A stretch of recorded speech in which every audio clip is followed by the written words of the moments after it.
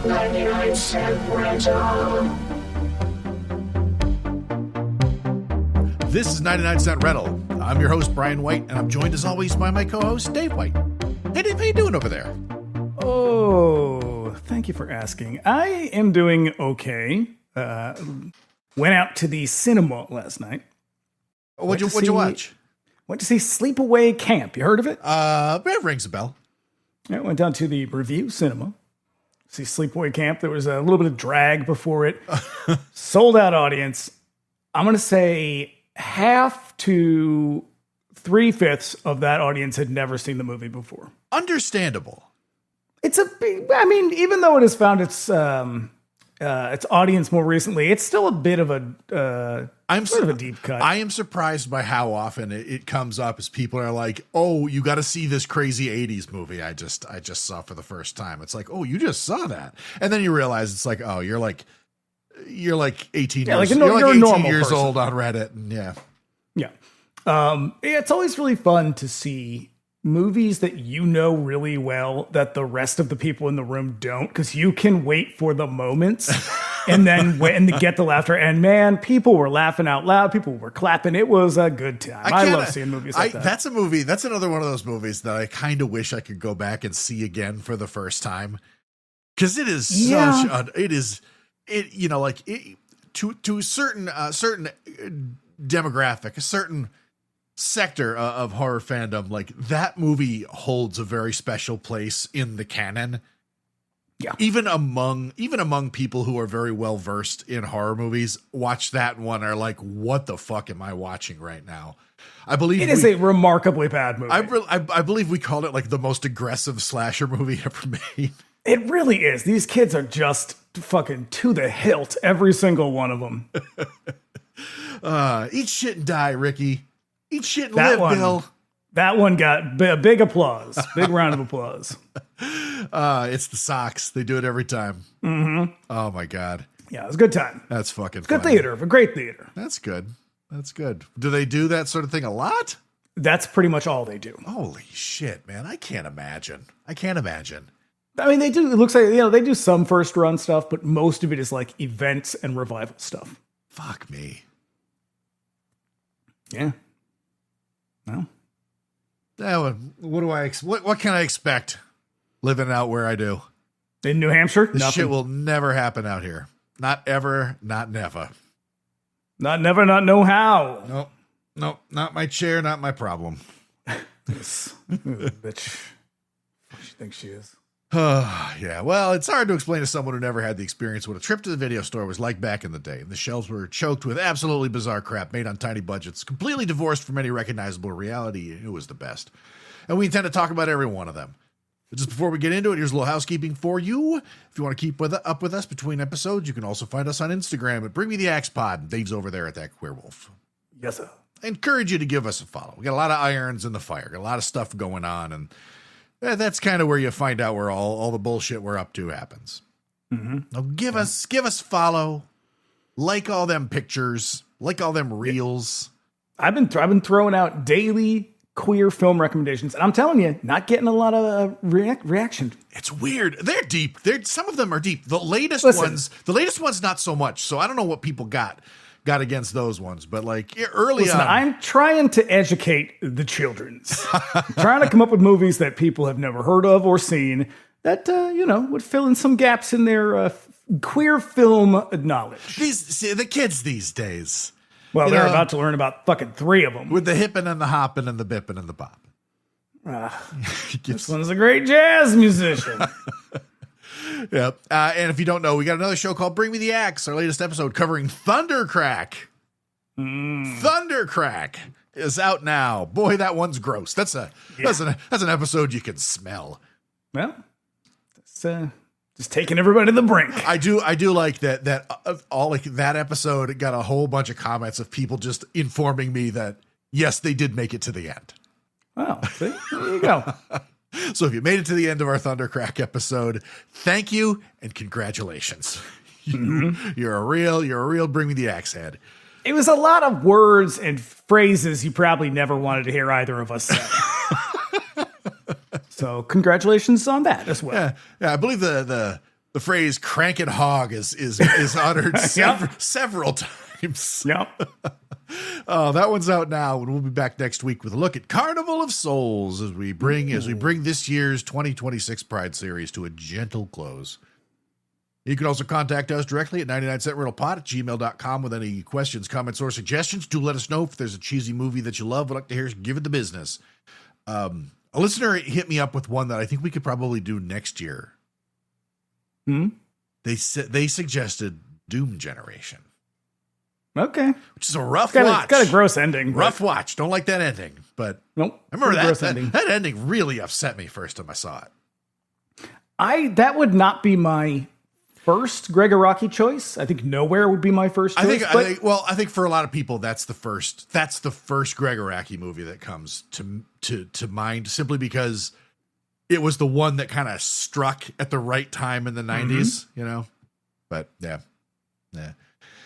I don't make a habit of watching Greg Araki movies. A lot of real tough content. Yeah, but I will have to keep that one in mind for next year. If you'd like to support us on Patreon, you can look us up over there at patreon.com/bringmetheaxepod. There's a couple of tiers you can join there. All paying members get ad-free episodes. Subscribers at the $5 a month tier can look forward to our bi-weekly X-Files rewatch pod, Do You Think I'm Spooky? Latest episode is a look at the season 2 episode Humbug. That's a good one. Fucking series best episode. Our first taste of Darren Morgan. Whimsical. Yeah. There's also a monthly Bring Me the Axe Millennium Edition episode, a bonus episode in which we explore a modern horror movie. Current episode is a look at Knife plus Heart. Yep. Knife in the Heart. Knife in the Heart. Because it's a better title. If I could remember how to say that in French, I would, because it sounds much better in the French. It sounds better in English than Knife plus Heart. It does. It's also so much easier to look up on Google. And all Patreon subscribers, even the free tier, get access to our Discord server. Paying members get access to additional channels like voice and video chat and the watch parties option. Drop on in on a Friday night, watch a movie with us. Watch Monday. Do you watch this movie? We did not watch this one. I could not find versions that I could stream over Discord. So we watched Buffet Infinity again. Okay. Yeah. So that shit will resume. You know? I mean the next week that's fucking public domain. So it's out there. Yep. Once again, that's patreon.com/bringmetheaxepod. And lastly, if you like what you hear, you can subscribe to us wherever you get your podcasts. We're also on YouTube. Search us by name and subscribe if you prefer to consume your podcast that way. And you'll be doing us a favor by leaving us a 5-star review on Apple Podcasts and Spotify. Take a moment. Just take a moment right now. Look at your podcast app. Rate the show. There's probably a button right there. 5 stars. Please clap. Please. It'll make us both very happy. It's true. Yeah. And if you listen on YouTube, do us a favor, give the episode a like, and leave a comment. We'd love hearing from you guys. We'll get that all out of the way right at the top of the show, because this week we're doing something a little different. That's right. Instead of featuring a single movie, we're going to look at 2 short films and a feature that's on the shorter side. All of them are consistent with our 2026 Pride series, and each one of them is a piece of queer art from a much different time. These are movies made in the pre-Stonewall riot period. So far, we've run 1 pre-Stonewall movie in this year's Pride lineup, and we have 1 more to go, and both of them sort of treat homosexuality as a torment. Thing to be struggled with. Common. Escaped from, a thing which inevitably leads to death. But not everybody was exploring sexuality in their movies in that way. Some of them were clever. Some of them obscured them behind layers of art film conventions, and we're going to look at those tonight. Yes. I chose these movies. I'm going to tell you why I chose these 3. They are not the first... I don't know. I would argue that Fireworks is the first. Fireworks predates, because now I can't remember what it is, but there are a couple of French ones that are very famous, but I think they were in 1950, and this is A Song of Love is it called Song of Love? The Jean Genet movie. That's the one That's 1950. Of. Yeah, that's the one I'm thinking of. But there are pre-code movies that have very heavy queer themes in them, but they're not directly gay. Fireworks is pretty explicitly gay. Picnic, much less so. Winter Kept Us Warm, less so for a particular reason. These are all independent movies. They're all made without studio money, without any money, really. And they represent a couple of things.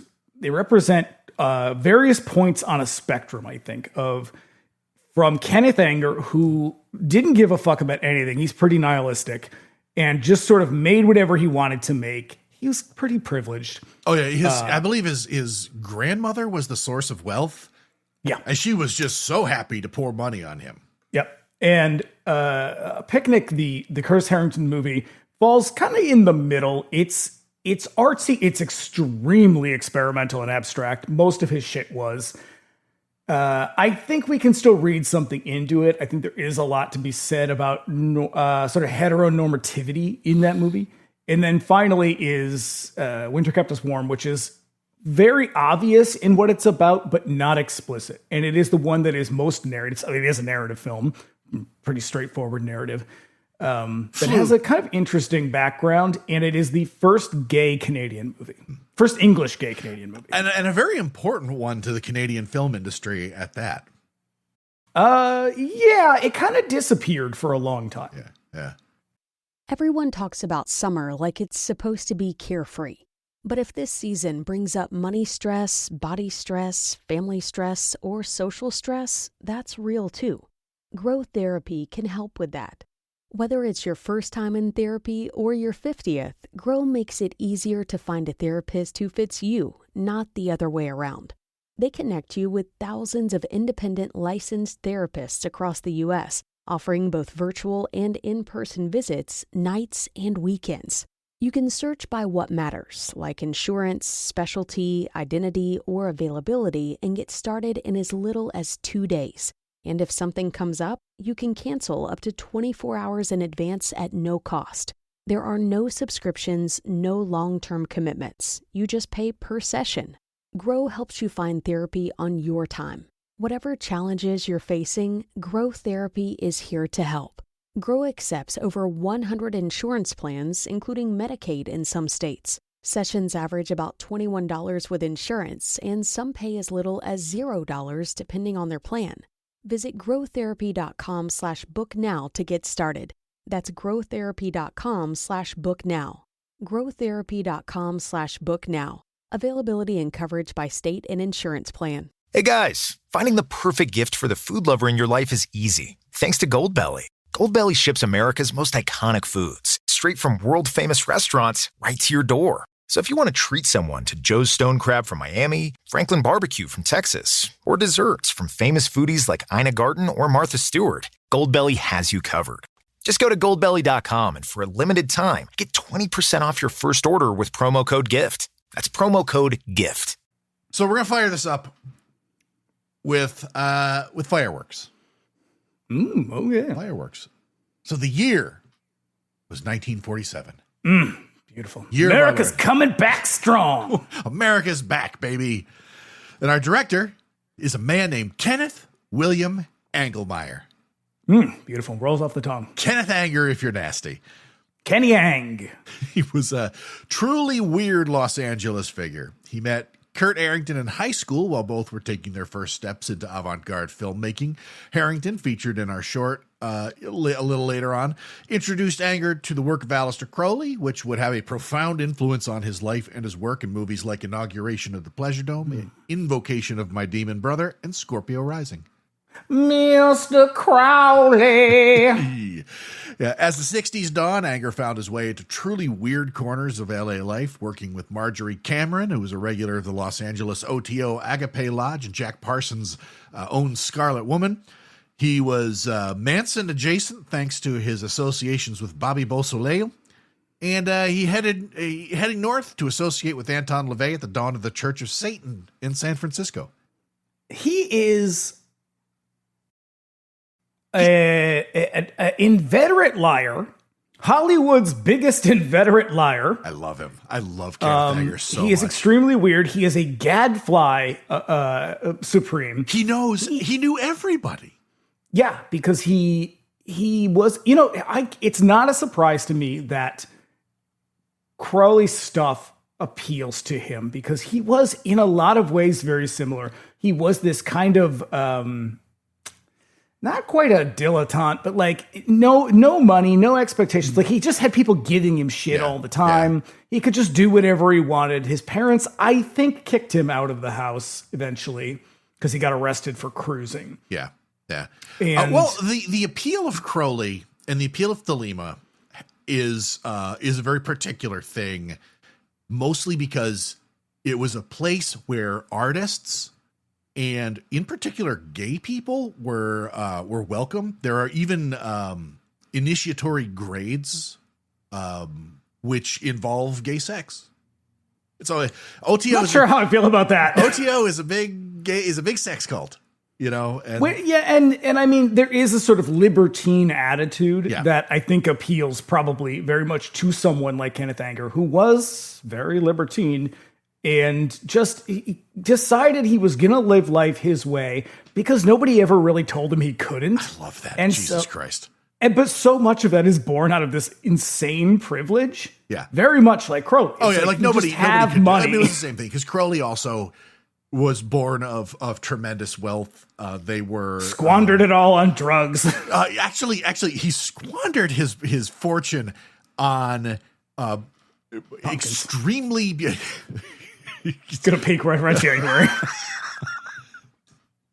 No, he would take all of his money and he would self-publish his own work and have them bound in like beautiful editions, like original editions of Crowley's like poetry are really, really hard to come by, but people who do own them, like keep them in very, very careful climate controlled conditions. And they are ridiculously beautiful works of really mediocre poetry. Mm-hmm. Curtis Harrington's attraction to it is a little more obscure. Like, I'm not sure what drew him because he is a very thoughtful person. He was a very sort of like caring and compassionate and kind person.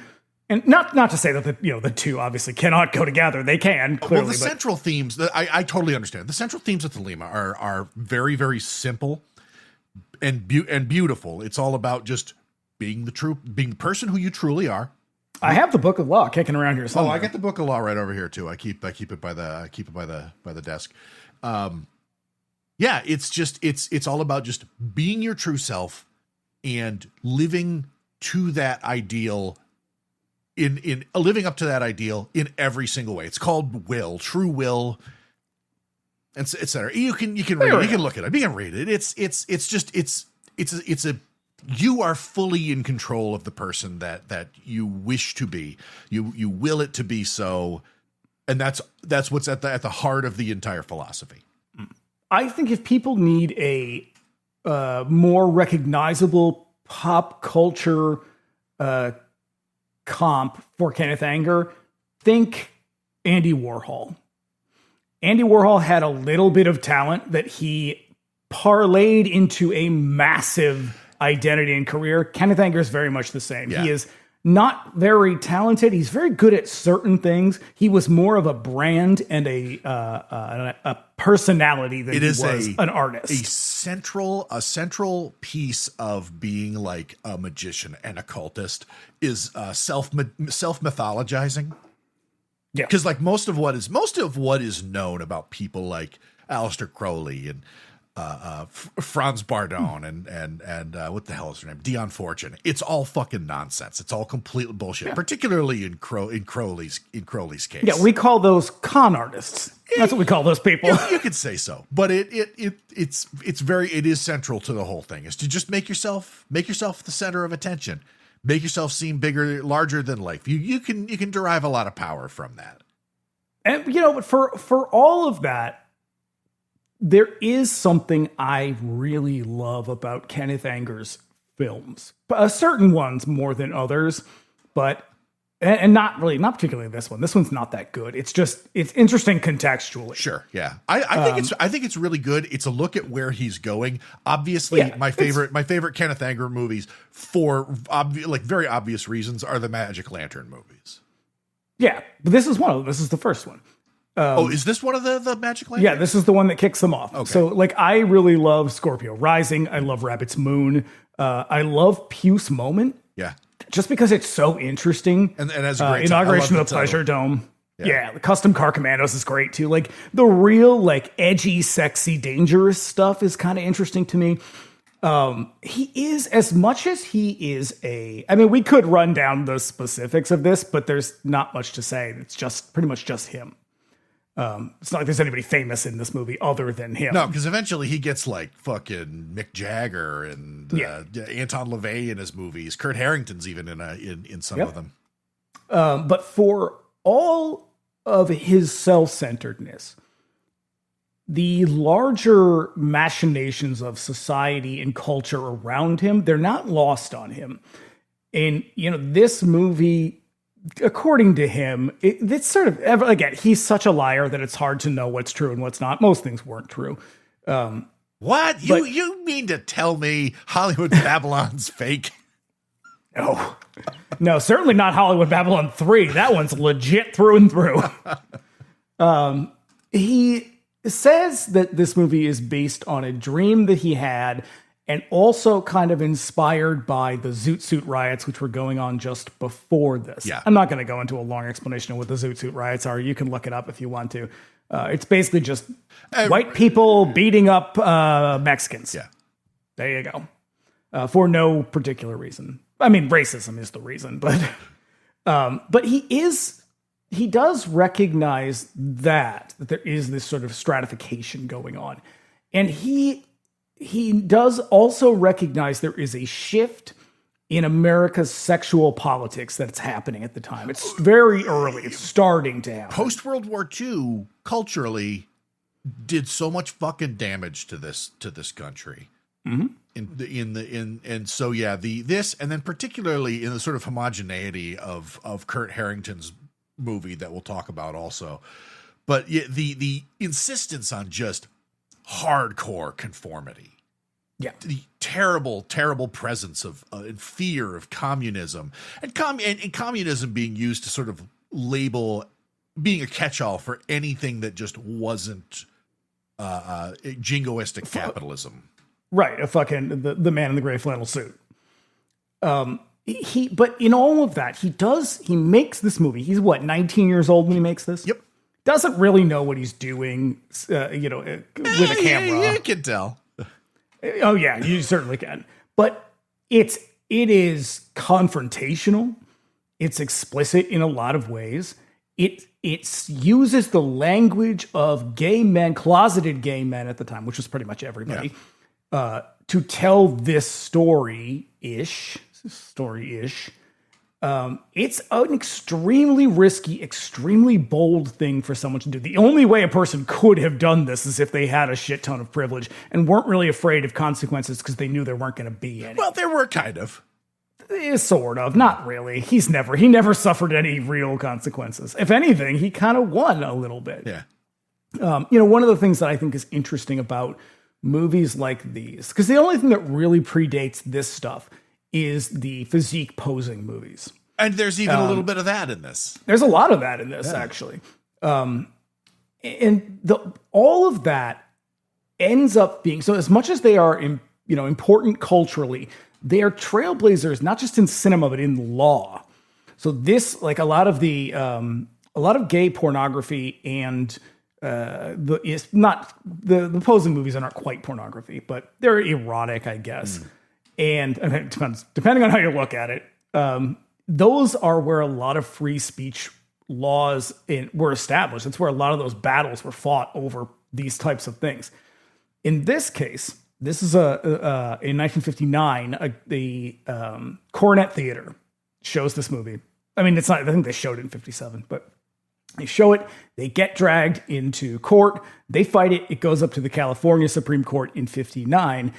And the argument that the defense makes is that homosexuality is as old as anything else. It has existed as long as people have existed. And as such, it is a legitimate subject to be studied and explored in film and in novels and any kind of art. The judges begrudgingly accept that argument. Basically, they can't say, well, no, because that's a pretty solid argument. So in their ruling, they write, homosexuality is not to be approved of, but society should understand its causes and effects. And so they basically, strike down the suit against the theater. Yeah. And so these things do have larger ramifications throughout history, and they do shape culture in weird ways. And so as much as this comes across, as much as Kenneth Anger comes across as a kind of, dilettante is the word that keeps coming to mind. He sort of is. Yes, he's just this kind of like flitting about, doing whatever the fuck he wants. He's a libertine. He's a guy who he had the money to just make crazy fucking movies and just be in the worst places of Hollywood at the right time. Yeah. Or wrong time, depending on who you ask, or can't ask anymore. Yeah. It is really interesting that he, as much as he does sort of like, he just feels hacky most of the time, a lot of the shit he's doing is kind of interesting. And just sort of like the way that Andy Warhol, huge hack. Yeah. Well, I don't know. Some of his art is kind of interesting. I don't know if I would call Kenneth Anger hacky sometimes. Oh, he's provocative through and through. That's all he ever wanted to be, was like to provoke people into reacting to him. That's what this movie is all about. It's like, I'm going to do something so explicit, not too explicit, don't want to get arrested, but explicit enough that they will know exactly what I'm talking about and people will start talking about me. Yeah. Yeah. And that's what he does. That's how you do it, man. That's your will, putting your will in action. Yeah. At the end of the day, do what thou wilt shall be the whole of the law. There is no law beyond do what thou wilt. But, it's also like he is carrying on a tradition that was started by other people. Yeah. There were people who were doing, not on film, because film, even at the time, it would have been rare for someone to be able to have this access to the things you would need to make a movie, but also the money you'd need to process the film and, all of that. And so most of this stuff was in books, magazines, photos, sometimes loops, but those were extremely expensive and few and far between. Yeah. Well, do you want to talk about this one? You want to get on into it? Let's kick it. All right. We open on a sailor carrying the limp body of a man. Lightning flashes. Thunder cracks. Cut to a thunder crack, you said. Did you watch the one with the prologue? Yes. Okay. Yeah. In the prologue, he sort of goes out of his way to be like, this is about fucking dudes. Yeah. Yeah. Yeah. Just in case anyone was confused about that. Yeah. This was the only one that I actually have a physical copy of, because I have that Kenneth Anger BFI collection. It's a good collection. Yeah. Back when we were going to do like a full Kenneth Anger roundup. Well, we'll see about that. It's not too late. So we cut to a bed where the lifeless man lies naked. He slowly comes to life, writhing, feeling around the empty side of the bed where only... So you're reading him as dead? Well, that's how he appears at first, because he's carried in like lifeless is how he appears. But it turns out that I view those as separate instances. Okay. Because I am going to call him from here on out. I'm going to call him the Dreamer, because I think he is the Dreamer. Yeah. That's what he's referred to as. Yeah. And so I read him as sort of this young man waking up on sort of the floor. Is that a mattress on the floor? Yeah. Which is weird. He shot it. He shot it at his parents' house in Beverly Hills. Yeah. What I do think is really interesting about this opening with the sailor. Obviously, sailors are a big, kind of gay thing. There is something quite obviously religious in this sort of imagery of this, because the sailor sort of holding his body in this way. And I think one of the ways you can read this, so he's trying to recreate a painting. I was going to say, this looks like a piece of Renaissance art. It is. He's trying to do that. But I think another way that you can interpret this, that I think would have been probably familiar to a lot of gay people in the audience, is this reads as like the aftermath of an act of violence. And in some ways it is, I guess. But and and we will wrap back around. This shows sort of like how he is unsophisticated as a filmmaker in the way that he's structuring this. But this is a striking image, and it does sort of read as this guy carrying this kind of broken body. And he is holding him, I guess, sort of, you'd say tenderly, perhaps. He's cradling him. He's cradling his body, yeah. And then we cut to him on the floor, and, it is... we open on it is they're focusing on his chest, his mouth, his torso is very gay. Then to the hand of Thelema, which is much less sexy. Yeah, that's what I saw. Is it reminded me of the cover of that Murder City Devils record. Yeah.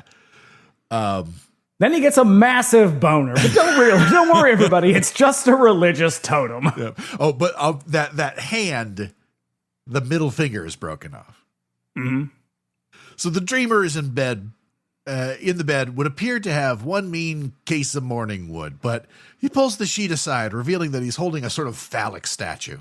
Oh, actual wood. Yes. Where's my sound pad? Where's my rim shot? He leaps out of bed.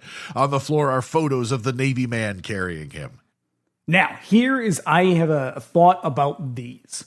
So there's a lot of things in this movie that he has to do to avoid being charged with indecency. And I wonder if one of those is to use these photos as a kind of proxy for pornography or for erotica. Okay, so you don't get a good look at them. And I would imagine that in the original projections of this was shot on 16? 16. And so... when you look at it in the current high def presentation, it almost looks like the Navy guy is wearing no pants. Well, he's wearing white pants, but it looks like he's wearing no pants. Yeah. And I think that is very deliberate. It's really just the shots from before. Yeah. It's him, the guy holding him. But I do wonder if this is sort of a way to be like, oh, well, we can't really show you what he would have been surrounding himself looking at, but you get it. Yeah, you understand. Sailors, come on. Yeah. What else are they doing? Sailing? Get the fuck out of here. Yeah, don't worry about it. Hey, listen, you spend a lot of time out to sea. Mm-hmm. Just you, a bunch of dudes out in the middle of the ocean. But hey, look, tired of looking at pictures and flogging the taboo, as it were, he tosses those pictures aside and goes out looking for the real thing. Dreamer gets dressed, gathers up the photos from the floor, finds an empty pack of matches in his pocket. The cover of the book indicates that they're from the United States Navy. That's right. And he thinks, United States Navy? That's where I can get some. The dreamer exits. What is that? What? The Navy. Because even the fucking Village people got a song about the Navy. There's a weird... So... Is it just like a uniform fetish thing or something? Some of it. Okay. Some of it is sort of just subversive. In a lot of cases, because there were port towns where the boats would dock, a lot of them, like gay men would just go and pick up sailors too. Because if you're in the army, you're usually stationed somewhere specific. You don't get to leave very often. That makes sense. Yeah. Yeah. And so they would be kind of just out and about, and then they would get to just leave. So if you're, maybe you're closeted, maybe you're bisexual, whatever, maybe you're just curious in some way, you might stop in some city, say Boston, Massachusetts. You go down to the combat zone, which is why it's called the combat zone, not because it's dangerous, but because it was populated very heavily by sailors and military people. Oh, yeah. It's right down there by Fort Point. Mm-hmm. Right. And it's Chinatown. Yeah. And there you could pick up women or sex workers, or you could pick up a man. And if you were interested in that, you could do that and then just get the fuck out of Dodge. And so it offers that kind of opportunity. So there is some truth to it. Okay.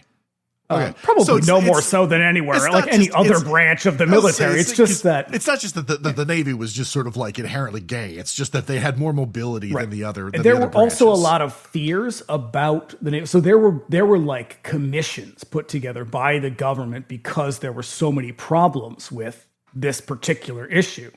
they didn't want the Navy to be seen as, a weak or effeminate. And because so many of them would like get caught fucking dudes. And they'd be like, hey, they tricked me. But they had like put together commissions to study this and be like, how can we combat this? I could direct you to the actual resources. They're hilarious and also very disheartening at the same time. But also people kind of clued in on that. And so, you start to see people like Tom of Finland or, very similar artists, they would kind of start to incorporate them into their art. And so it just kind of catches on. It becomes a thing. Yeah, because it's cops. Yeah, and it's bikers for very obvious reasons. Well, it's also authority figures is what it is. It's hyper-masculine authority figures. It's this, and again, so much of this comes out of that art, that sort of Tom of Finland, George Quainton's art, where they're fetishizing these authority figures. And the reason Tom of Finland was doing it is because he grew up during World War II. These people would have been terrifying to him. And so one of the ways is that he's able to sort of remove that fear and subvert that imagery of like those Nazi uniforms. Is to make them beefy and give them a massive penis. Yeah, make them very, very gay. And so that is a way of sort of lessening the fear or removing the anxiety around it and subverting the imagery. Right. And so that's kind of where this trajectory of it. It's a little more complicated than that. Sure. It's obviously much longer than that, but that's kind of the gist of it. All right. Well, back to fireworks. The dreamer exits the bedroom through a door labeled Gents. Fucking brilliant. This is the best, most incredible thing he is using. So he leaves this apartment through the gents' bathroom door. I love that. And comes out into what looks like a city park. Yeah. And it's this beautiful, it's the most beautiful visual language of cruising. Just to a T. It's fucking perfect. He finds himself in a bar with a muscular dude in a sailor outfit. Just posing. Just doing as one does at a bar. Yeah. Sailor removes his shirt, poses like a bodybuilder. You see those dudes doing that shit. Yeah. Down on Venice Beach, it's real gay stuff. But even that, I actually have seen that, and that was fucking amazing. Those dudes were putting up 3 plates. Even as silly as this posing thing is, it's this explicit use of kind of gay vernacular that you gay people would recognize this from Beefcake magazines, from Physique magazines. And so, to the outside world, this would have read as something else. It would have read as something kind of silly or whatever, just some dumb shit. But to gay people, they'd be like, oh, I know what that is. Yeah. I know what he's referencing. And so he is explicitly being like, hey, fags, here, this is for us. This one's for us. Like, this is his devil's backbone. Okay. Yeah. So he demonstrates his physicality as the dreamer looks on. Boy, he is muscular as all get out. Just so vascular. Brolic, you might say. Corpulent. The dreamer offers him a cigarette, but the sailor rejects it, slapping it away, and then beating the dreamer up and tossing him around. Okay, again, more kind of wrestling like you would see. This is the type of stuff you would see in a Bob Mizer wrestling film. It's like Bob Mizer had a huge wrestling fetish. Oh, yeah. And so that's essentially what most of his movies were. Do you remember that documentary about tickling?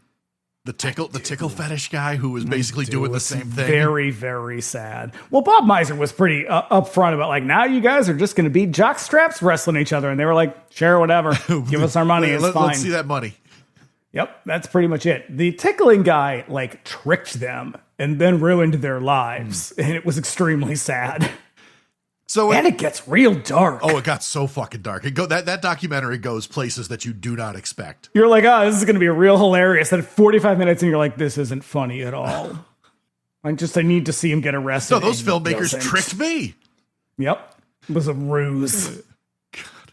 When the sailor is done erotically roughing up the dreamer, they stand next to a fire where the dreamer produces another cigarette. This is too much. Oh, God. Okay, well, let me get this all out, because the sailor lights it for him by presenting him with a burning bundle of sticks.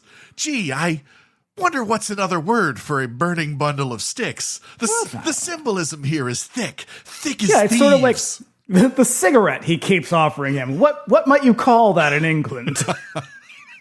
My God. The sailors, they still call it that in the year of 2026. I know. Jesus. It's tough. The sailor snatches up his hat and leaves as the dreamer enjoys a post-coital cigarette. There's some hazy shots of Los Angeles freeway traffic by night. More smoking. Sailor turns and finds a small group of sailors standing there just wielding chains.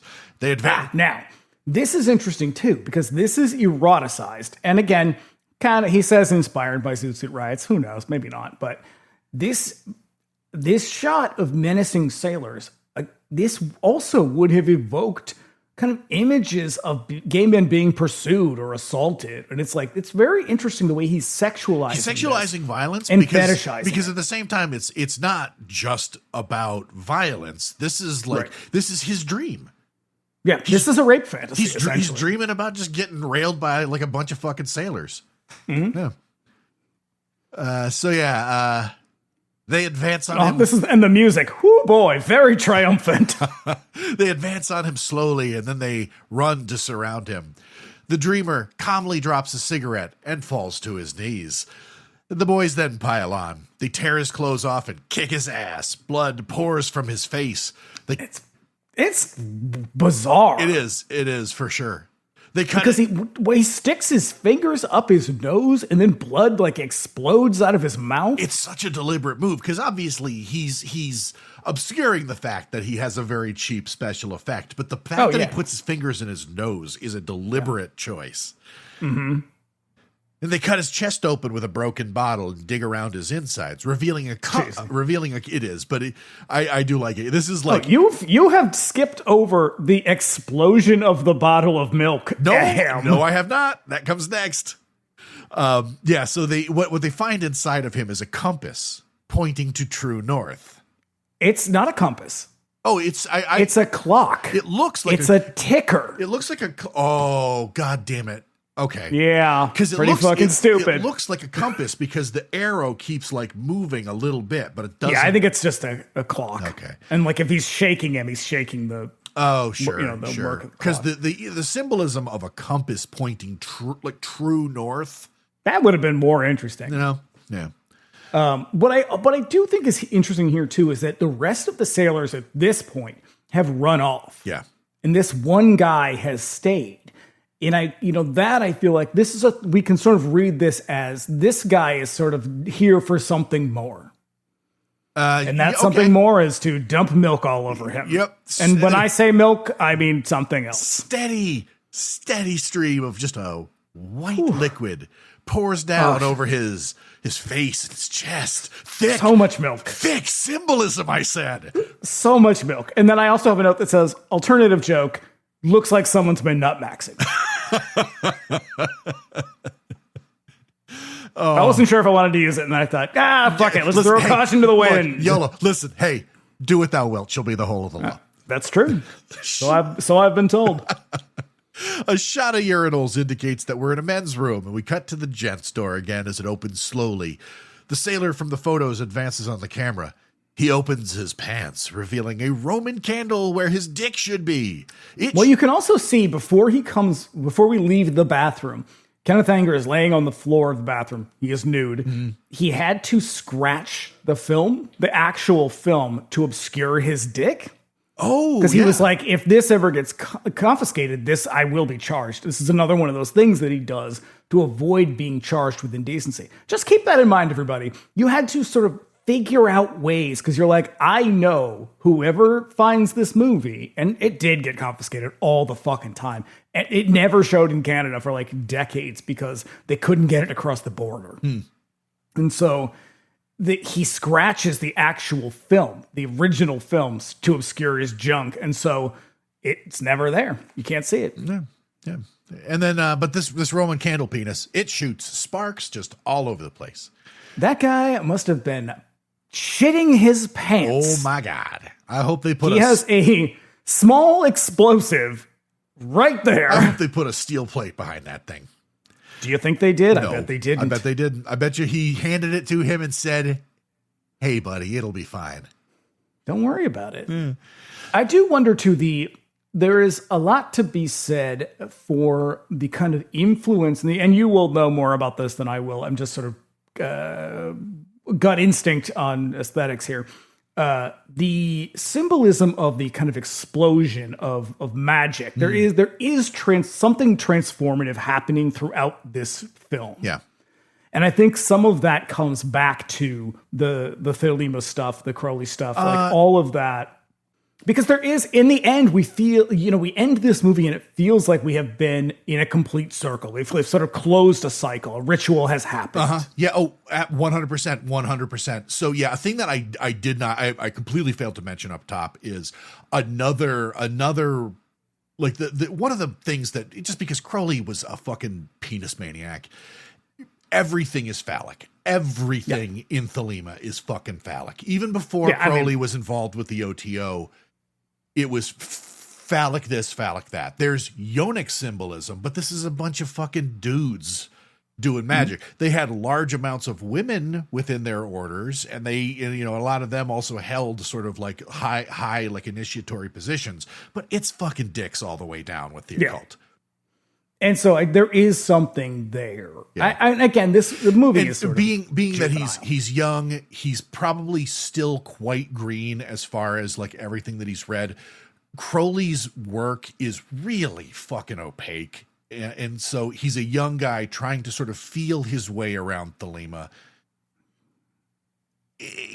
Everything is just so fucking on the nose, and is a bit something that's a little real loosey goosey to begin with. But anyways. There's also here in this moment too, where the guy's got the fucking Roman candle in his dick. Kenneth Anger, the dreamer, he has his chest is now like patched up. Yep. He has like a big bandage on it, and so there's something. What I wonder about this is this kind of the transformation? Is this sort of burning of things? Because what he's going to do next is burn the pictures. Yeah. And can we interpret this as some kind of some level of healing from this previous thing? Well, sure. The element of fire exists, a cleansing fire. Yeah, I mean it exists as a symbol of excitement, and a symbol of action and becoming, but also not a symbol of destruction, but in the sort of mystical sense where it's not destruction without purpose. It's burning something away to either make room for something new, or to, because this guy in the alchemical sense, to remove the sort of impurities and purify something else. The sailor here is not the same sailor from the beginning. No, this one has a fucking huge Christmas tree on his head. That's Kenneth Anger who has the Christmas tree on his head. This is a different sailor. And so I wonder if what we can take away from all of this is that he's kind of gone through this act of violence, and he's left now he's patched up. He's left with this new sailor who I think you can read him as neutral, if not compassionate. Yeah. If not, there is some caring here. Yeah. So I think we breezed by it, but there was a sort of context for this very movie that involved. This movie came out after his arrest for cruising. And not long after. And in a lot of ways, the way that I see this is him sort of tangling with the fact that he had to be sort of, he had to obfuscate the whole thing. That to him was probably fucking bullshit. And so this ending with the fire, with the burning, there's a real clarity of purpose all of a sudden at the end of this. And then even the hand of Thelema is now back and it is whole. Yeah. Yeah. So yeah, before we're getting a little ahead of ourselves, but we then find we got to get the Christmas tree out of the way. We then find the Christmas tree of it all. We find the dreamer entering the room with a Christmas tree, a whole ass Christmas tree, tinsel included on his head. It's also on fire. A candle at the top sets the rest of the tree perilously on fire inside his house. And then everybody could have died in this movie. It sets the photos of the sailor carrying the dreamer on fire. And we watch them burn slowly, the flames slowly consuming the image of the dreamer. And then once again, we find the dreamer in bed. Only this side, the empty side of the bed, is now occupied by a man whose face is obscured by scratches on the film stock, but in a shape of like a burst of light. to indicate illumination. Yep. And then Also, plausible deniability. sure, that's not a guy. Yep. No. And then, Prove it. And then, yes, the clay hand is there, all fingers intact. And then we end. And curiously, there's a special thanks in the credits to the Kinsey Institute. Yeah, Kinsey, thought Kenneth Anger was fascinating. That's awesome. I mean, he is fascinating. Yeah. I think he's fascinating as fuck. It's still remarkable how much he included in this and how far he was willing to go to get a reaction. I think there's quite a few scenes that come across as a little immature. They're hammy. It's unsophisticated avant-garde. Like, he's gonna get and there. That was my note, is that he's pretty unsophisticated. But generally speaking, it is still a really impressive act of transgressive filmmaking that almost certainly spoke to so many people over the years and made people feel seen in a lot of different ways, because there's a lot of ways you can read it, and none of it feels, even though it represents homophobic violence in some ways, it also represents a kind of healing. At least that's my read sort of at the end, is that you can experience this and come through and sort of become something more and end in a better place than when you started. It is, yes.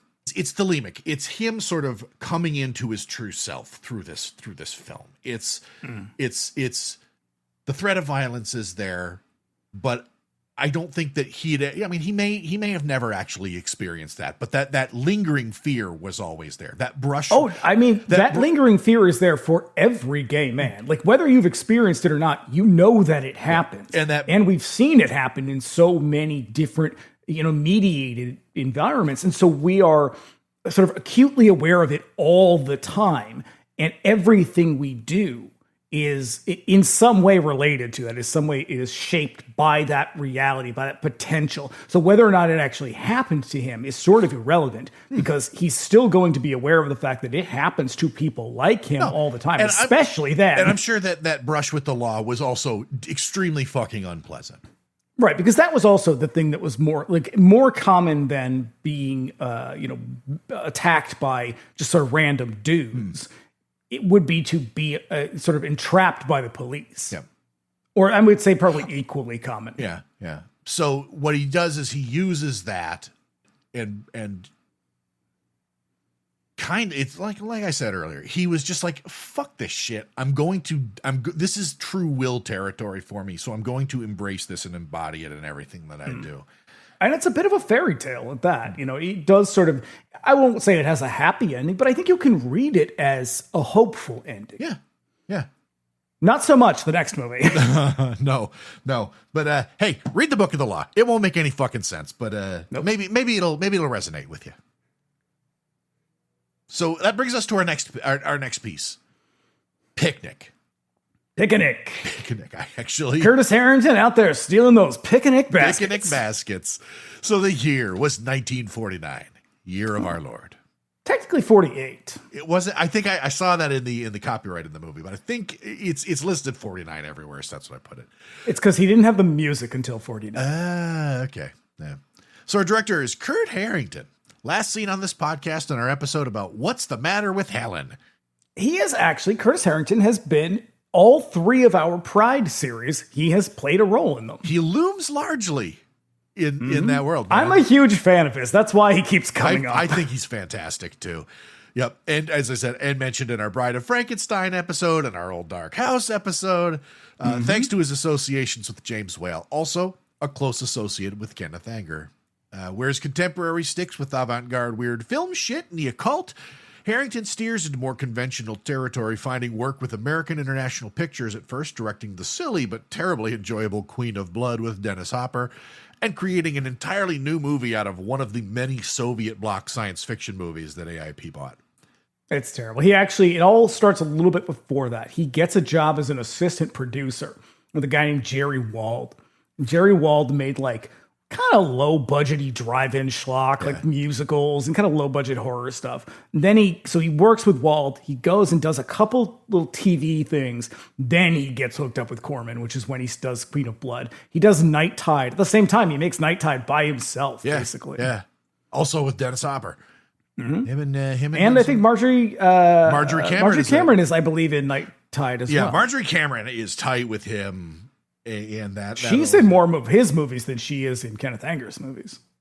Yeah, I think she was closer with Harrington than she was with. Is she the one that what's his face kidnapped? No, that was that was Jack Parsons's first wife's sister. Okay, I can't remember. I'll take her out to sea. They'll never catch me there. That was shit. L. Ron Hubbard, LRH. Yep. LRH. Just totally normal, very sane man. And then Parsons summoned a storm demon and drove them back to shore. Look, sometimes you got to do what you got to do. Hey, man, desperate times call for desperate measures. Yeah. Kenneth Anger, huge influence on Curtis Harrington. I don't think we would have Curtis Harrington's movies without Kenneth Anger. He has explicitly said he saw Fireworks and was like, oh, this fucking guy can do it, so can I. And he went on to make his movie. The push and pull of their relationship is really, really interesting because like he gets Harrington to make movies, and Harrington introduces him to the occult, and then Harrington is weird because he doesn't do like Anger's movies are thelemic as hell. Harrington's are not. They're very artsy, but he turns like everybody he fucking works with onto Aleister Crowley. Like I think Hopper, he was just a really charismatic guy. He sounded like a really nice person. Like Dennis Hopper people really liked him. And Dean Stockwell, both because of their work with him, like ended up like just kicking around lodges. Like I don't think they ever initiated, but like, hey, who could say no to a sex cult, right? Yeah, people were like, he was the nicest guy in Hollywood. He was just really super great to everybody. Yeah.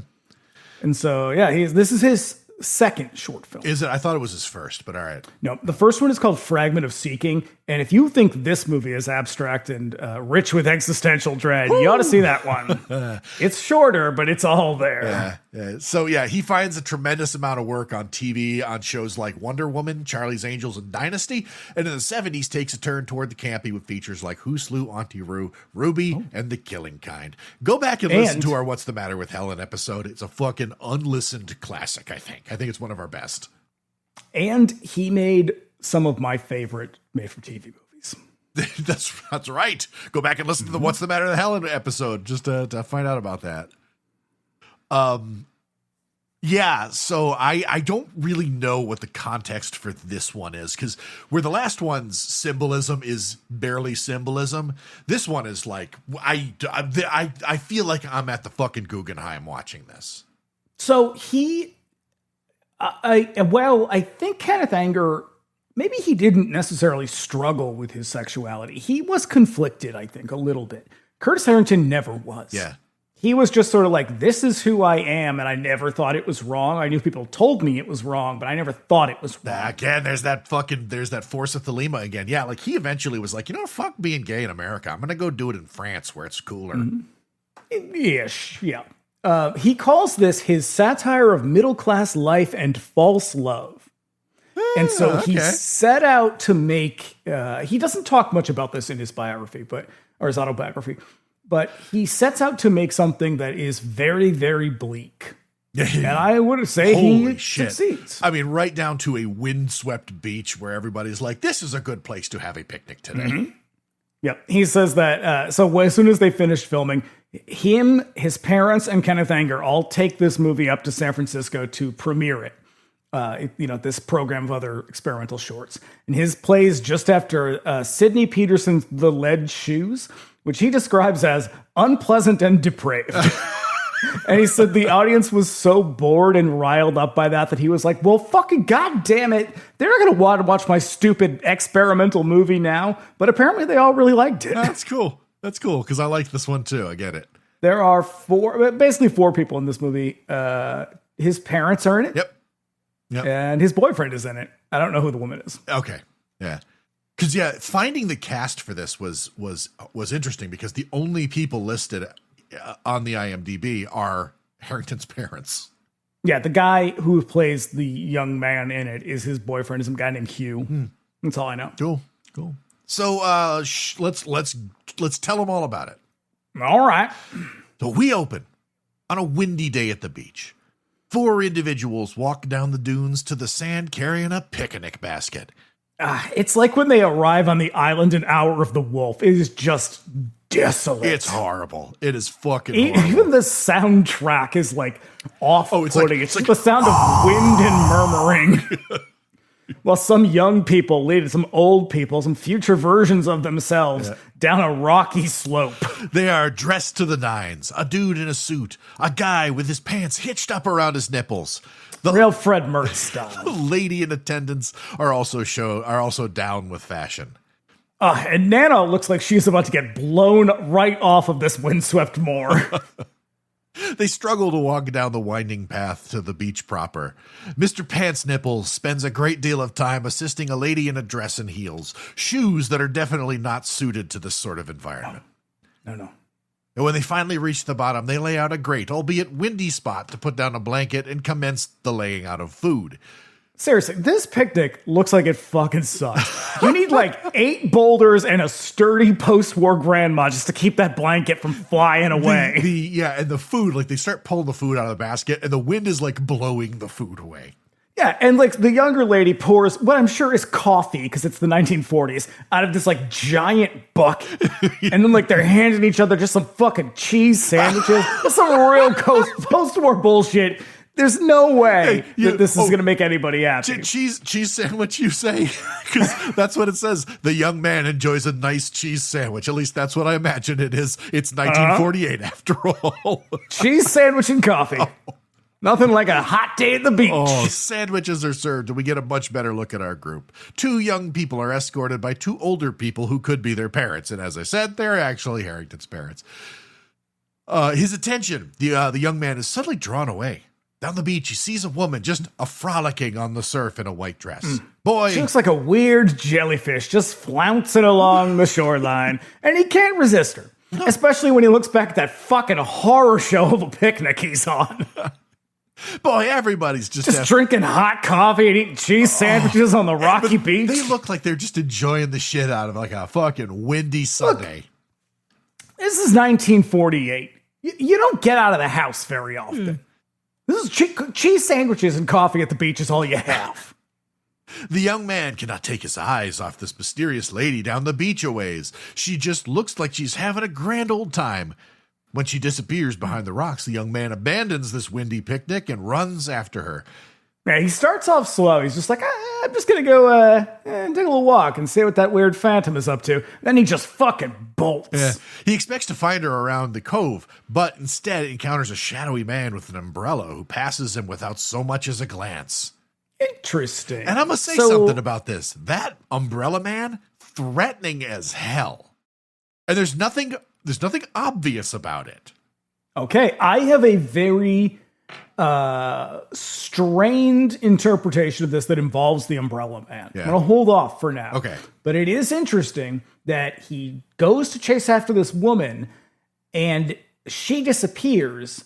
And then when he comes around the corner, it's a man. Okay. Yeah. Because the man is presented almost every time you see him is almost presented entirely in silhouette. But you can tell he's wearing a hat and a suit. He's got this umbrella, but he has this just a guy, terribly threatening presence.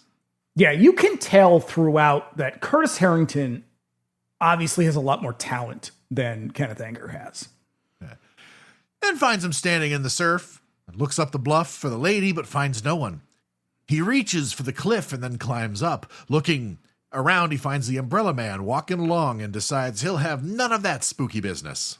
He literally scales a sheer rock wall to get away from heterosexual life.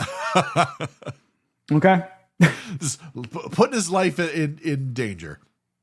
Instead, then he is back on, he's watching the man again. Yeah. Instead, the young man walks along the sprawling dunes. He walks along more dunes and into a thick wasteland of fallen trees and scrub brush. Still, he walks into the hills until he spots the woman standing at the bottom of an embankment, her back turned to him, shrouded in fog.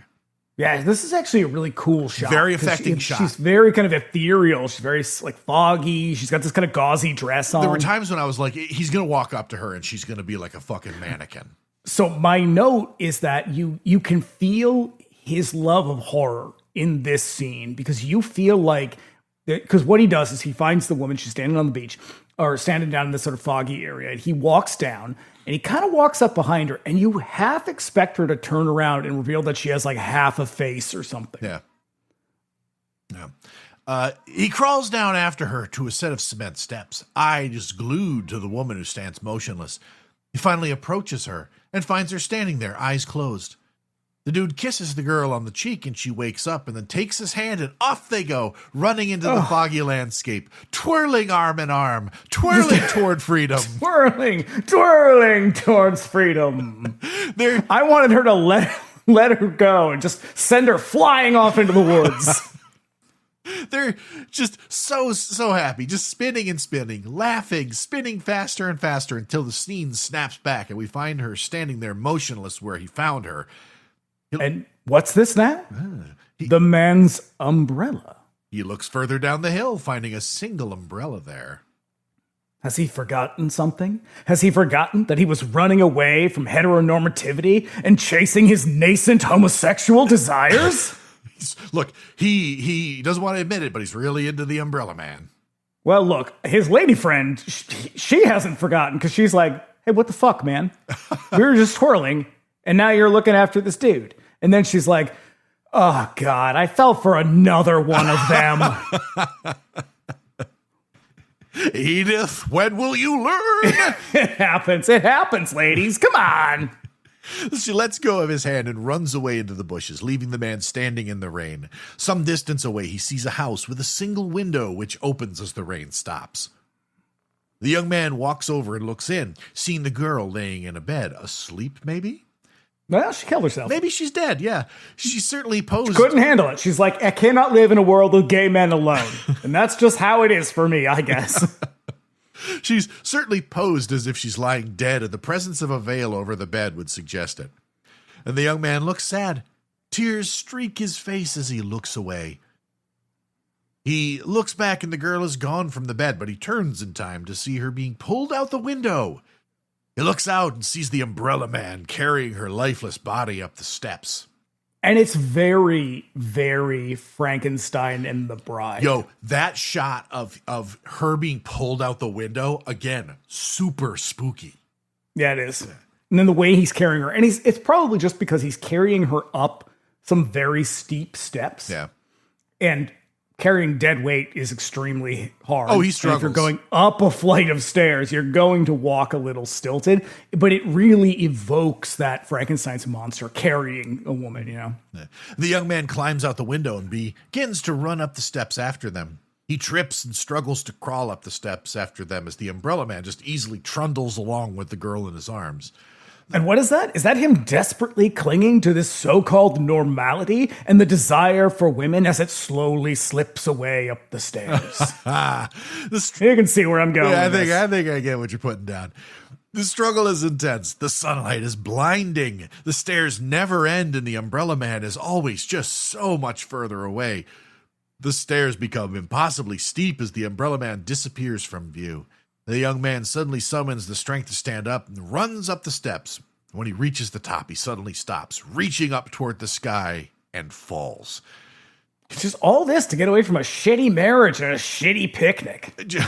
I don't blame him. He's got sand all up in that cheese sandwich. Mm-hmm.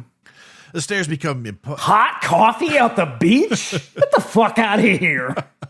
He falls off a cliff. Man, there was no situation you didn't drink coffee in the 40s. Seriously. In the 50s, they were like, I'm going to have coffee with my meal. I'm going to have coffee with dessert. Hey, you know what? How about a nightcap of coffee? Have a spot of coffee before bed. Yeah. Yep. So he falls off a cliff straight down into the ocean and washes up dead on the beach as the umbrella man walks away down the beach with the girl. The tide drags his body along until some people come along and pull him out. They carry him back down to the picnic. They cut to the funeral where his parents sit by his coffin. He's surrounded by flowers and a veil blows softly over him, attached to the woman in white who is standing some distance away in a wedding dress. The umbrella man approaches the door and rings the bell. End. Yeah. So, jokes aside, Harrington is obviously sort of satirizing the kind of stiflingly bland concept of the American dream. He must have come upon so many people who were like, say, Kurt, when you gonna get married, pal? When you gonna settle down there, old Palomino? There's a lot of that, but I think you can also see shades of someone considering that broad premise and considering their sexuality and sort of where they fit in all of that world. Like, this is a man who essentially is trying desperately to escape normality. And yet when he sort of runs at another version of that normality, it's no more satisfying than the previous one was. And yet he keeps being faced with this man instead. And in the end, he chooses to sort of throw himself into the ocean.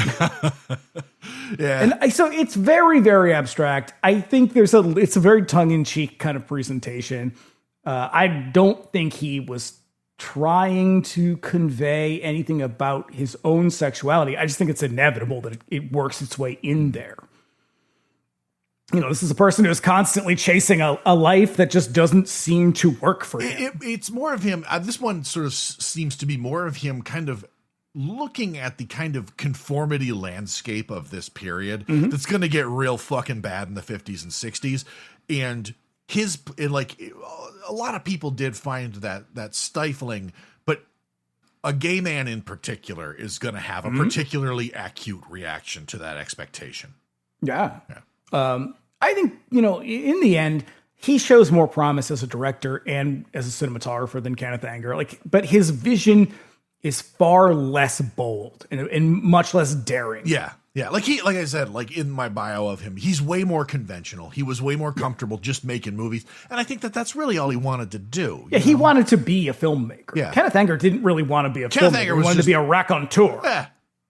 Yeah. He wanted to write books about Jane Mansfield being demon possessed. Getting beheaded. But I do think it's still, you know, even though it's sort of stereotypically artsy in this abstract way, it remains a really interesting example of someone who is still kind of going out of their way to do their thing. And that he would go on to sort of build a more conventional career. But like, he starts out in this way of like, again, it's, you know, it's sort of like I was talking about with Thundercrack, is these are examples of men who are like, fuck it, I'm just going to make my own. Like, I can just do that because no one's going to let me do it. No one's going to ask me to do it. And I don't want the shit they're giving me. So I'm going to just go out and make my own shit. So even though this one is a little kind of, it's a bit of a cliche. It is. What it is to me is it's like the Kenneth Anger one where it's young men making their first art movies. Yeah. You know? But it does show that initiative, that sort of like that we will continue to see in queer indie movies. That like we'll see it through the sort of porno chic era. We'll see it in not so much in the 80s because let's be honest, gay men were a little distracted in the 80s. We'll see it again in the 90s with like the new queer cinema movement. Like you'll see constantly people, and not just gay men. I mean, obviously there's tons of queer people in general making their own stuff, and they're doing it because they knew no one was going to do it for them.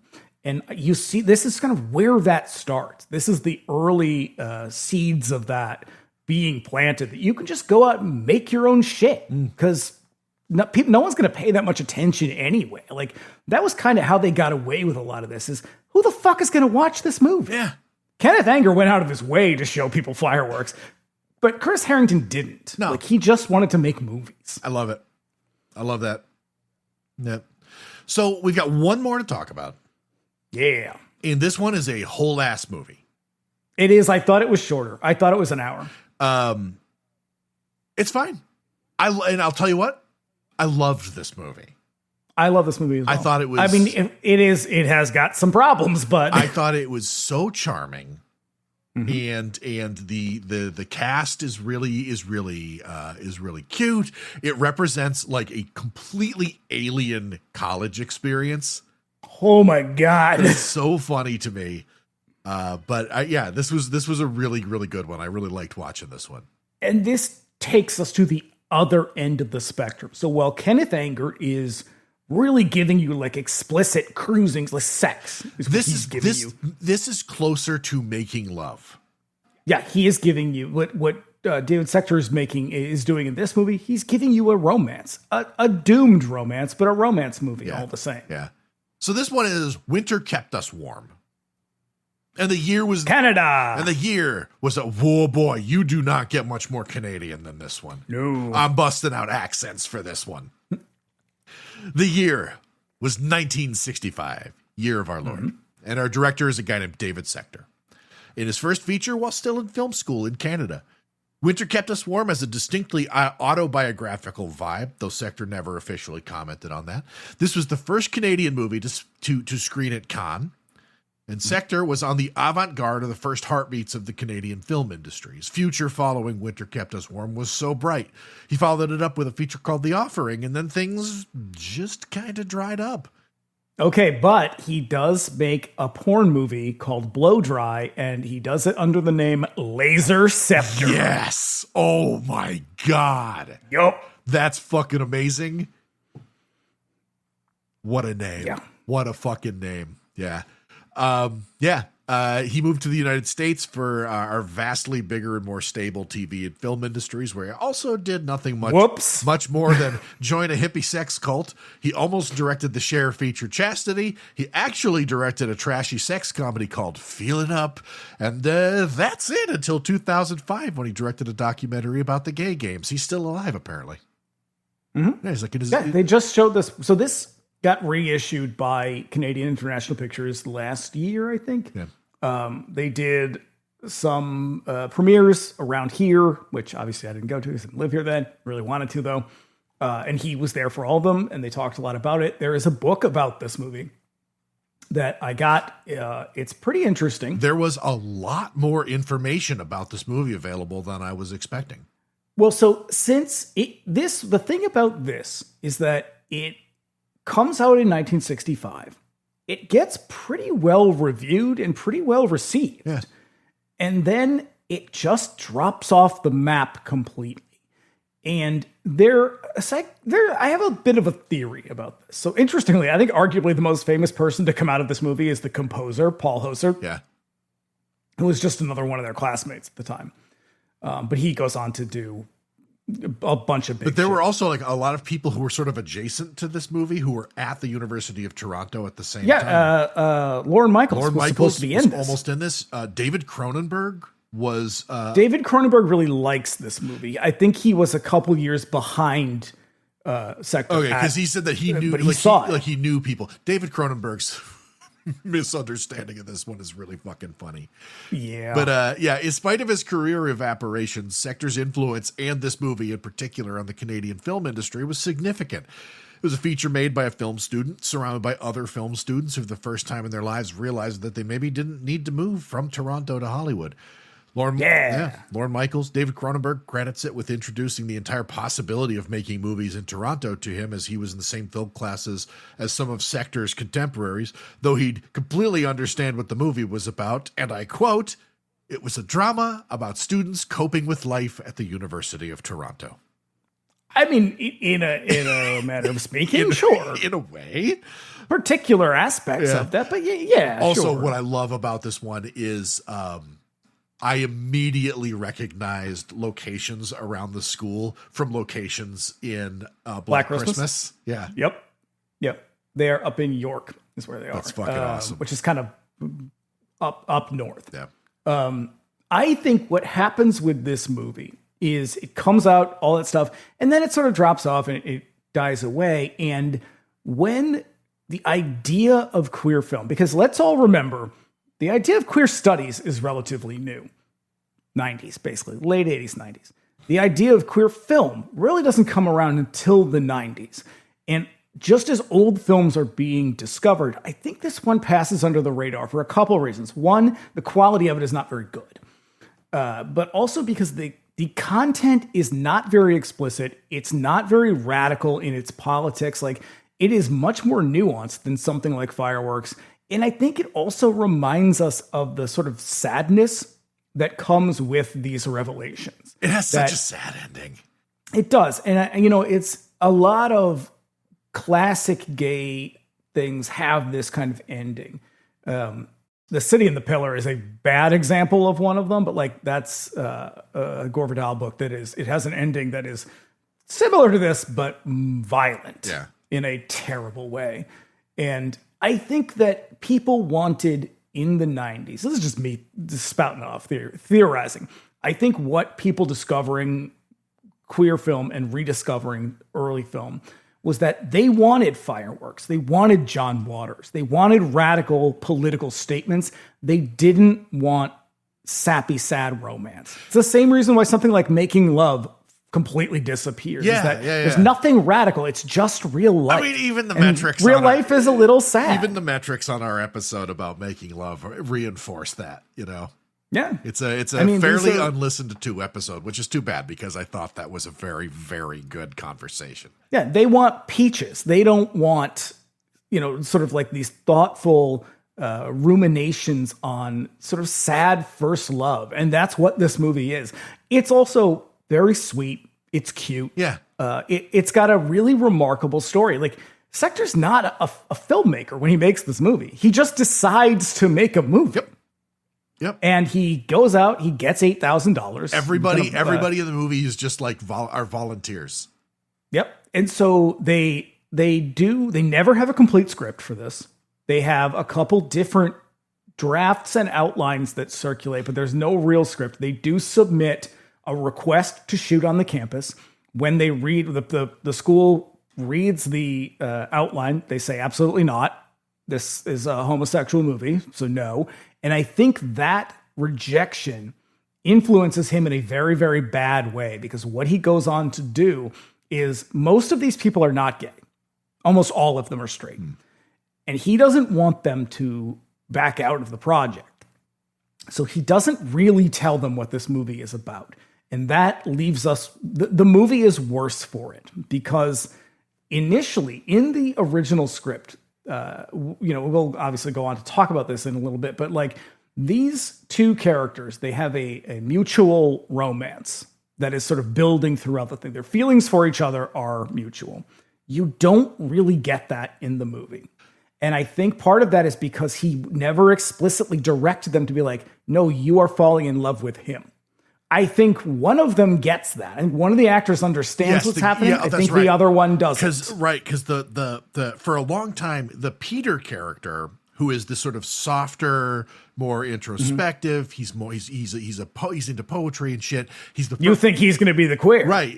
And then you get Doug. What a juxtaposition! Doug, who's the big man on campus, who's got like a steady lady, but he's also talking to chicks out there in the bars. He's the one in the end who's like, yep.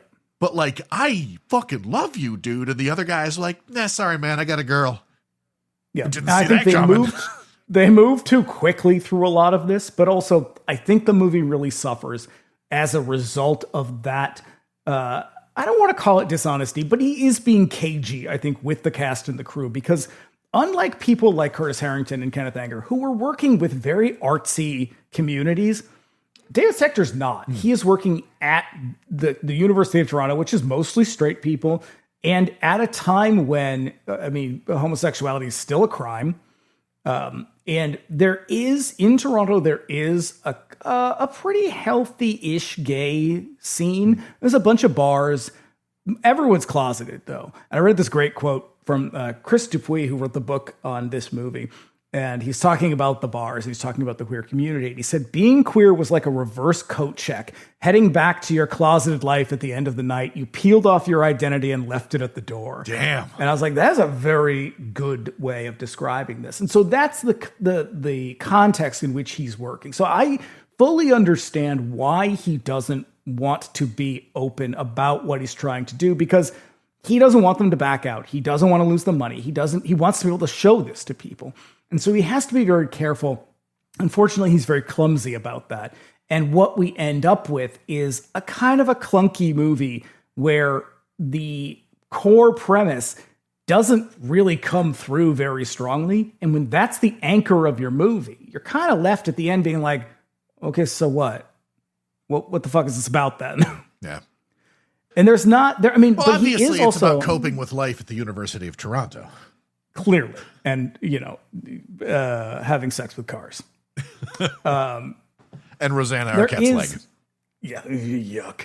And it's, I get it, but there is, so he's also drawing from, they got some money from the National Film Board of Canada for this. That's also who submits it to Cannes, because they're the ones that would do that. So the NFB is obviously big. We've talked about them a bunch of times. Big champions of film at the time, because they're trying to develop Canadian filmmakers and a Canadian film industry. They're a big part of how we end up with movies like Bitter Ash and Nobody Waved Goodbye, which are two big influences on this movie. Bitter Ash, I don't really care for. Nobody Waved Goodbye is hilarious.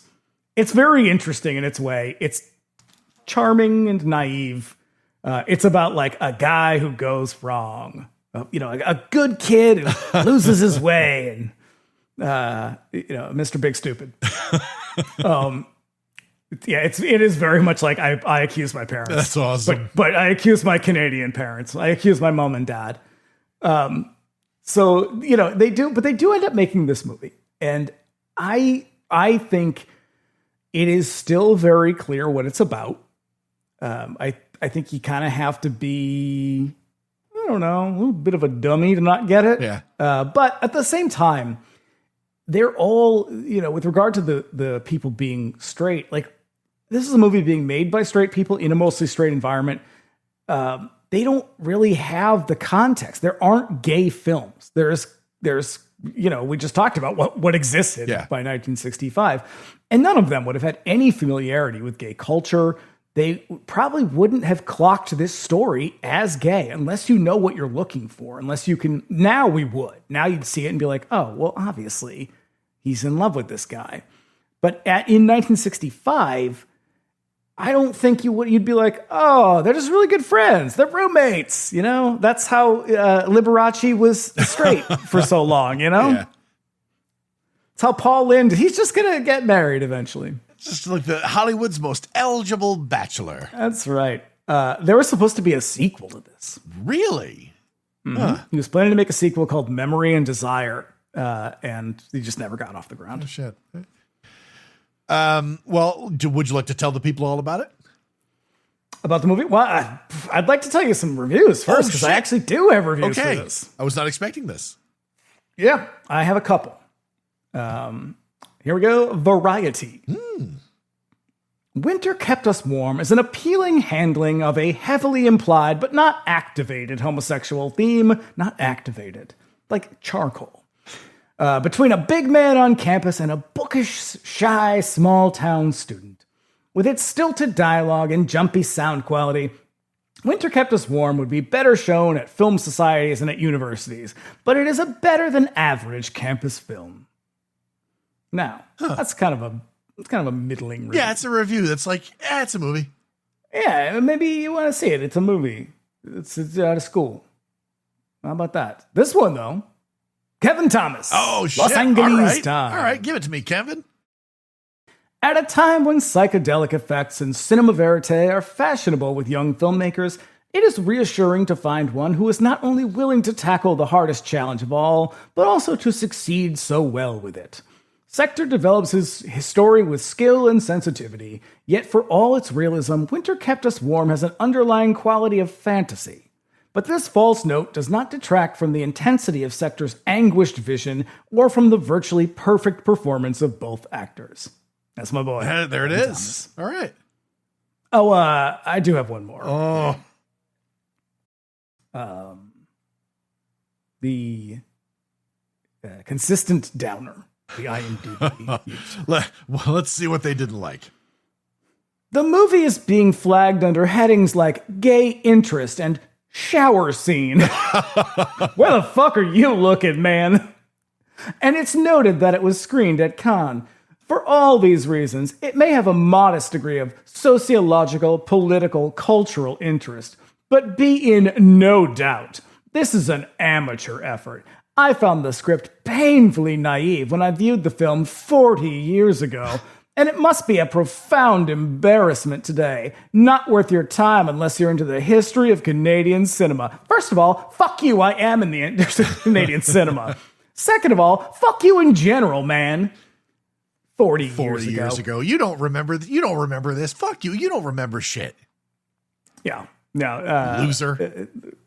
It's painfully naive. I actually don't think it's naive. I think you can very much tell that he is trying to be extremely cautious. He's dancing around it. Yeah. You can tell this is not the movie that he wanted to make. It's the movie that he could make. Yeah. Yeah. And I think as a result, it does sort of, he made some mistakes. And I mean, he has even said multiple times, he's like, I have a hard time watching it because I can see all the things that I did wrong. And it's kind of painful to see that. Because like this, for all the other weird shit he made, this is going to be his legacy. And I'll tell you what, not a bad fucking legacy. Not bad at all. It's a good movie. It's deeply flawed, but it's a fucking fantastic movie. I found it so charming. Mm-hmm. Yeah. Well, here we go. We open on a train yard in Toronto. A young man emerges from the station carrying his belongings. The 1960s, when you could just move across the country carrying everything you owned in a giant cardboard box. He hails a taxi who happily clocks him as the new university student. Yeah, he says, how'd you know? And it's like, well, you got that nerdy scent all over you and you're carrying everything you own in a giant cardboard box. Elsewhere, we find another young man driving along the highway with his shit in the back seat. He's a cool, sophisticated dude, evident by the jazzy soundtrack contrasting against the gentle flute track of the other young dude. That's right. Swarthy trouble is what you call him. Also, our sophisticated older student has a guitar. That's how you know he's cool. Mm-hmm. Did you notice that one of the credits is the movie is featuring the, quote, men of Sir Daniel Wilson residence? What? They're all the guys who played extras in the cafeteria scenes. Jesus. Yeah. I'm going to go find Sir Daniel Wilson residence. It's probably still there. Get my cloak out. Oh, dude, when they all rolled out in their robes, I was like, what? Fucking Canadian Harry Potter is what it is. I actually have a Canadian Harry Potter joke. Nice. The young man arrives at the university, head out the cab window like the Fresh Prince of Bel-Air. Yeah, but there she is, old Toronto University, where just 10 years later, Phil, Barb, and all my other gals are going to be brutally butchered. The porter at the school, a real wild job that involves watching the gate, meets Peter, our young first-year student, as he arrives and helps him get registered. He sends... Peter's the oldest 18-year-old I've ever seen. If they made this today, he'd show up on campus in dirty sweatpants with uncombed broccoli hair and a real surly disposition. Yeah, right. Looking down at his phone the whole time. Giving you the Gen Z stare. Mm-hmm. He sends him over to Lowry House where he'll be staying. Lots of fine fellas there. Mm. On the way into Lowry House, he's helped in by another friendly student who is conveniently located right next door to him. A bunch of little gentlemen they are, carrying each other's luggage. Fuck it, they're all helpful guys. He invites him to come over to the dance that's happening. Boy, you ought to see those girls. Alas, Peter cannot. He's short on time and needs to call his mom and dad. He calls it a Coke dance. Yeah, because they drink Coca-Cola. Cokes. Is that what that is? Cokes and they dance. Okay. Yeah. Okay. Well, that sounds wholesome. Yeah. I'm sure they drink it out of straws. Dance in their socks. Oh, okay, easy. Don't get too crazy. Peter looks around his new dorm while out on the street, our hip guitar playing, jazz soundtrack having student pulls up in his fancy sports car. This here's Doug, and he and the porter are tight bros from way back when. Listen, you always need to be wary of the student who is friends with the staff. Nothing but a bunch of scheming douchebags. Yeah, he fills the porter in on his summer. Spent the whole time sweating it out in the steel mill in Hamilton so he could afford that sweet MG outside. Man, it goes like a bat out of hell.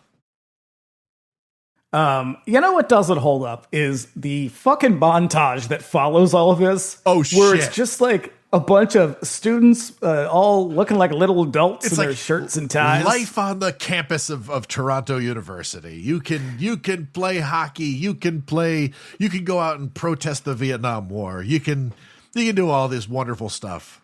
Very curiously, a lot of them are shots of people protesting the police violence in Selma. Which must have been just like he just caught footage of that while he was out, and like, or took photos of it. Yeah, no, that's all. This is all just guerrilla shit. Like, this is a time in Toronto that is very, and the U.S. as well. Like, there's tons of social change. This is big, like peak protest movements, peak civil rights era. Yeah. And I think that is an important factor here. He doesn't do anything with it, but he could have, and he should have. But yeah. Peter, meanwhile, takes in the hip Toronto University set. And like we said, montage still images of students in classes, protesting various causes, playing guitar on the quad, playing rugby on the pitch, playing trombone in the university band. Whew. They also have an American football team to everybody's delight. And boy, would you look at those cheerleaders. Curiously, no hockey. Interesting. It must not have been in season. No, I thought it was always hockey season in Canada. I walked by a indoor hockey arena today. Yeah. So all frozen. I also walked by a street sign that said "No hockey in the street." And I thought, well, the worst thing you could say to a Canadian? What is this world coming to when you can't even play hockey in the street because of woke? Amid all this university fun, we find Peter in his room alone. He answers a knock at the door. It's a dude from the cafeteria, there to talk to Peter about his inquiry about picking up some hours as a waiter.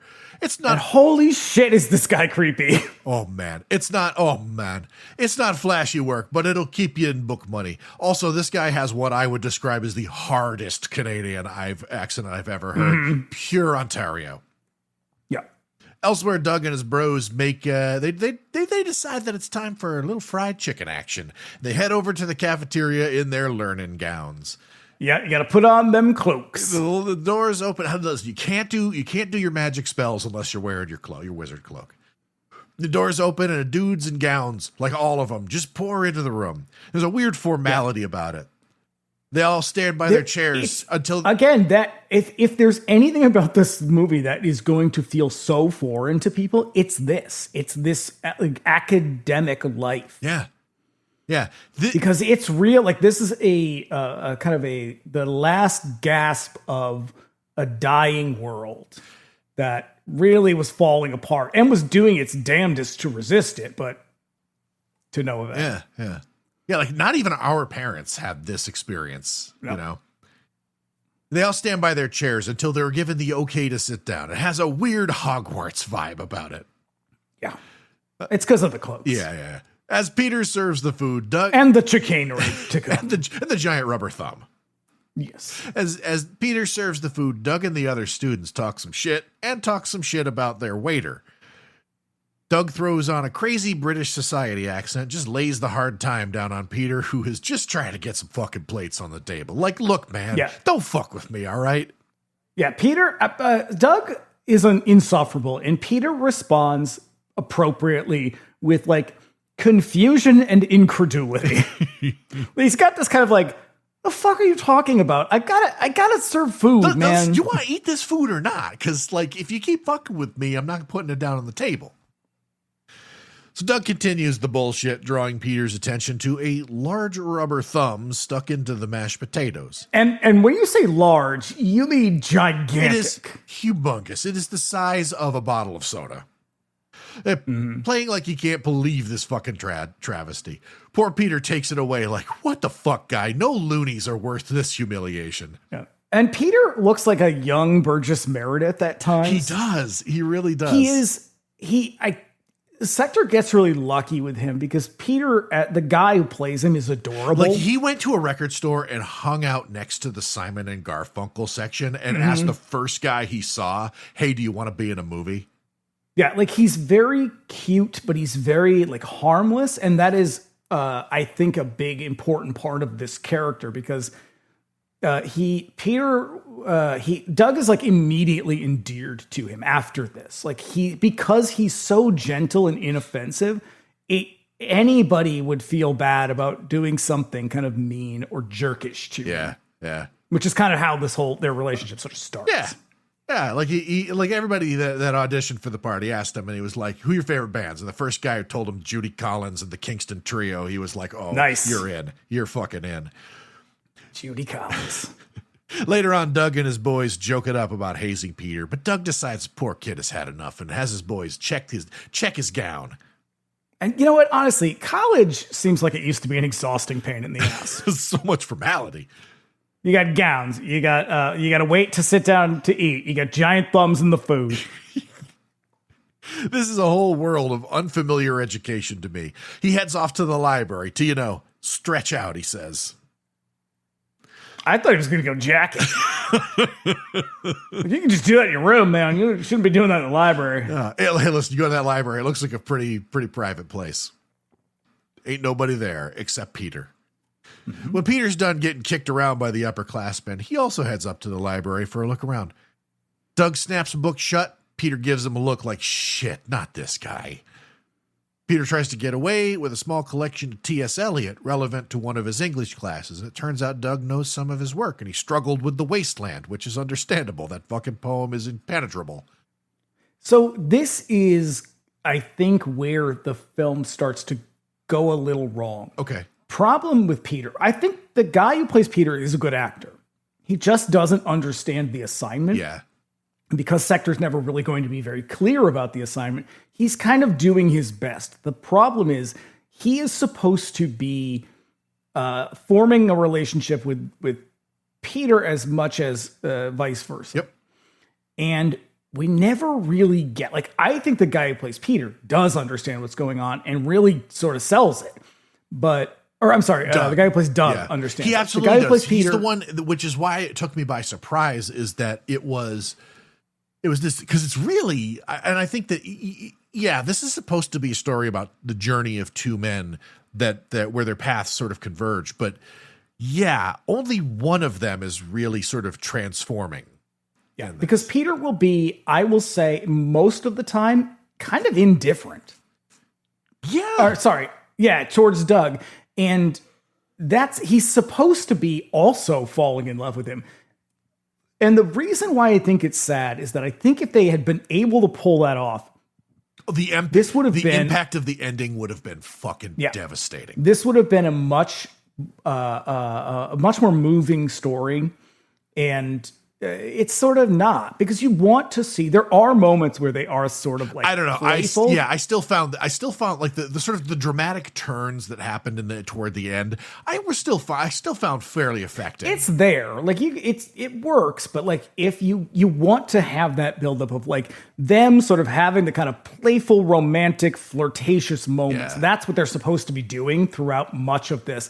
But because Peter he isn't playing it that way, it just kind of comes across as we're just bros, right? Yeah. Just bros washing each other in the shower.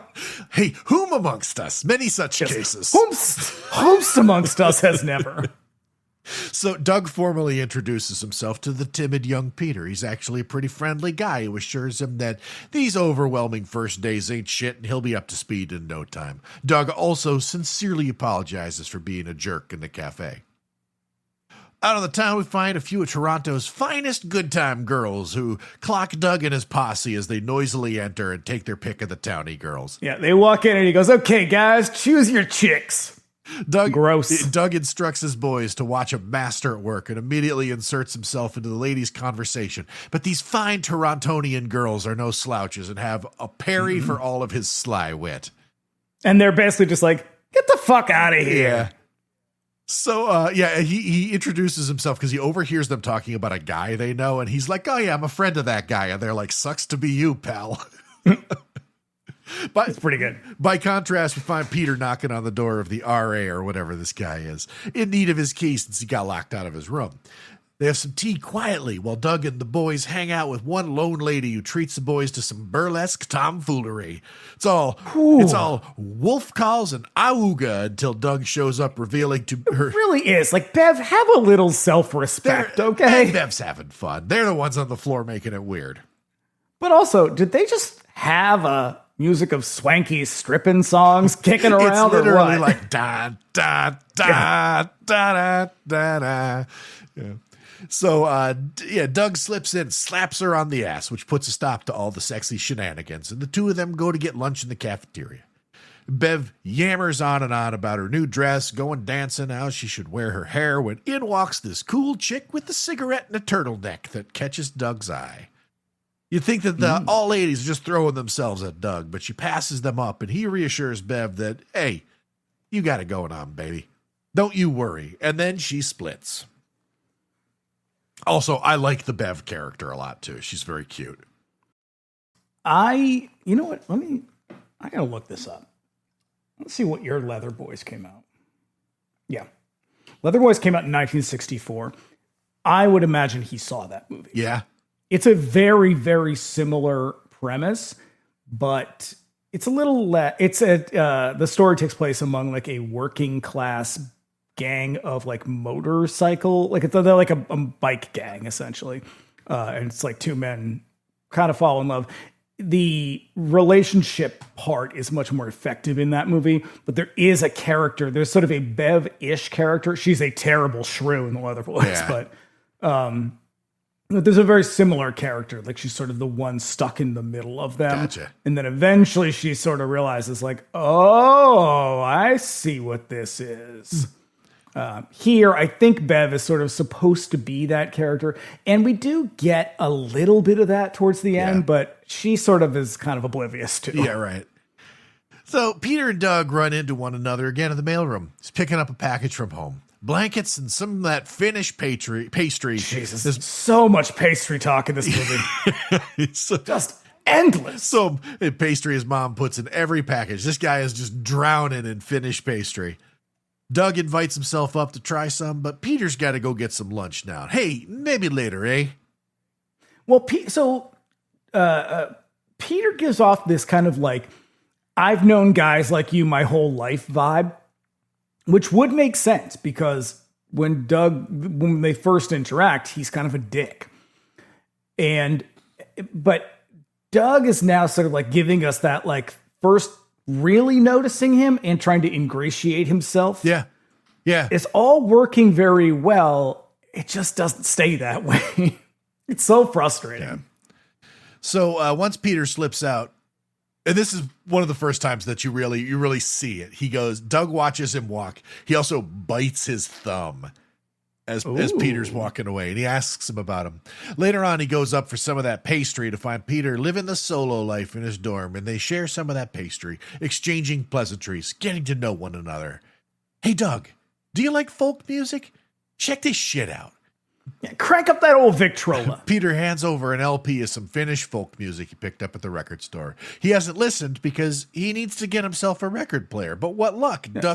Doug has one up in his room. Why not pop up there for a listen and take in the whole Finnish... He hasn't listened because it's Finnish folk music. Taking that whole Finnish cultural experience.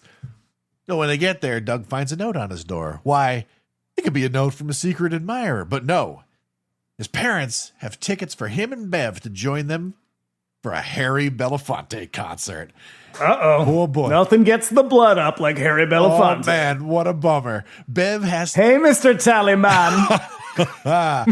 Bev has to go see her grandparents tonight. She'll be real sore that she has to miss all that hot calypso music. Say, Peter, how would you like to see Belafonte? And they refer to him by his last name. It's always Belafonte.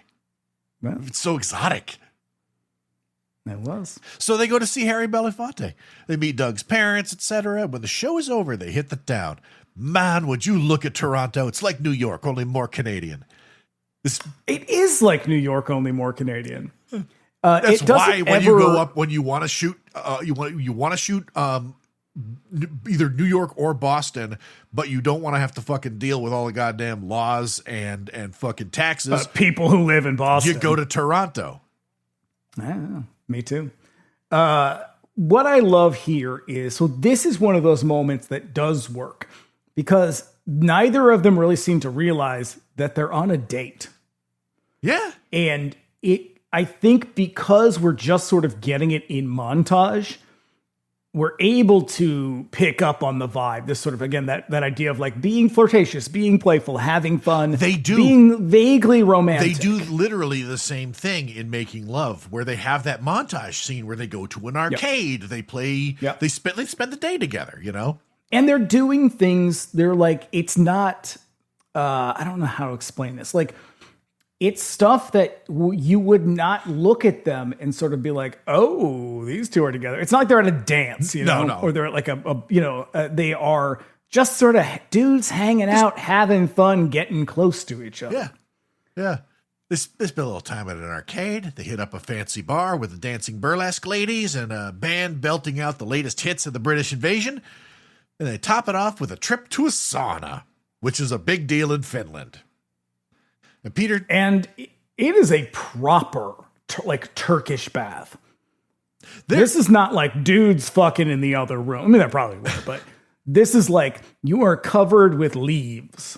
Yeah. There's like an old Turkish man who will beat you with like a willow branch.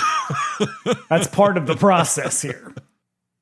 I wondered what the fuck they were wearing around their waists. Mm-hmm. Weird. It is leaves. Peter tells him that being all cooped up in his dorm is... Oh, it's like the scene in Invasion of the Body Snatchers, where they own the mud bath place, and one of the services is the guy like beating him with leaves. It's that. That's amazing. So yeah, Peter tells him being cooped up in his dorm isn't doing much for his social life. He's got to get out there, out on the quad, join the student protest movement. Doug tells him, hey, don't be doing that. It'll be bad for your future career prospects. Suppose it's interesting here what he's doing here. I don't really know the point of this. He's kind of trying to show the difference in their, like, the sort of in their principles. Like, Doug is this kind of ladder climbing stooge, and Peter's a little more malleable. The thing is a little later on, it's going to be sort of the general thrust of like what it is about Doug that attracts him to Peter so much is that Peter is not like his boys. He's a guy that he can be vulnerable with. He can sort of show, he can explore this side of him that he probably has always wanted to look at. Being like, but he doesn't want to be called gay. I don't mean that. I mean like just being more introspective. But that's true. That is the point. That's the seed that sort of leads to the sort of the broader story here. But he can't do that with these other, because male friendships are what they are. You don't have the space to do that because you don't want it to be perceived. This is very different now, but you wouldn't have wanted to be perceived as gay. Or, as crossing some line or being soft or whatever, as being sort of effete. And so he finds this other guy with whom he can do that. But we're not getting the reciprocal part of it. And that's kind of what sucks, is that, like, you see that it almost feels like he's kind of like desperate to be with him all the time. It feels a little, I don't want to say pathetic, but he is constantly like following him around, running after him, ditching his friends. And like, meanwhile, Peter's just like, well, I got to go to be in a play now. Yeah. Bye, guy I barely know. Right. So yeah, we cut to a Christmas party, obviously sometime later on down the road. Peter is now tight with the boys on campus. They drink all the sherry in sight and they head over to the cafeteria. It's so fucking gross. Oh man. So bad. Just have a big goblet of port while you're there at the dean's Christmas party. I enjoy a snifter report at Christmas. Do you drink? Yeah, they all drink all the sherry in sight and head over to the cafeteria for dinner. And Peter, having had too much to drink, just passes out in his plate. The dudes, they're just so amused. So cut to a Christmas dance where Bev and Doug just slow dance to a smooth jazz band. He's distracted, though. When they all get seated, he tells them that he's worried about Peter. Poor guy couldn't keep up. So he splits and heads over to the infirmary where Peter is recovering. Chills out. And Bev's like, hey, why don't we go? And he's like, nope, got to go check on Peter. Later, babe. Okay. Yeah. He chills out, just smoking a cool cigarette next to the bed.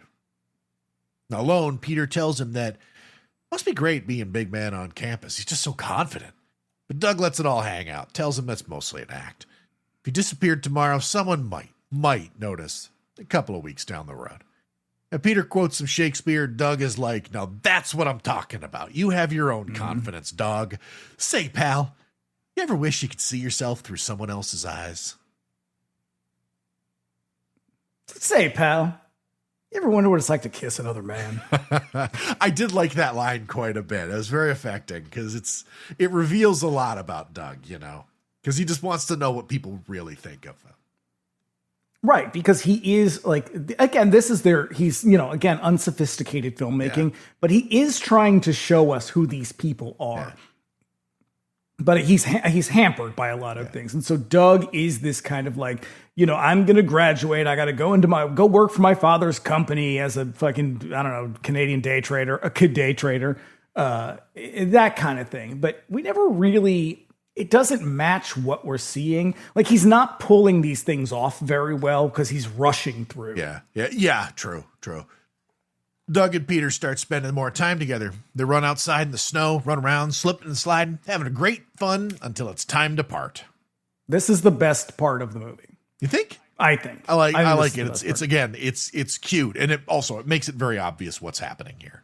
Yeah, it's very sweet the way that they're sort of like, because they go from, one of them being sort of indifferent, and now they are sort of touching each other and like sort of hugging each other and like sliding around and grabbing each other. It's a lot. You can see the difference in sort of the evolution of their relationship. And it's just sort of a cute moment. Yeah. So now we cut to post-Christmas, and Peter gets back to campus after the long break, and he catches up with Doug. Hey, thanks for that Christmas card, eh? Oh, I loved yours too. Hey, Doug, there's a new soft pillow for him home. How you like that? There's a lot happening here.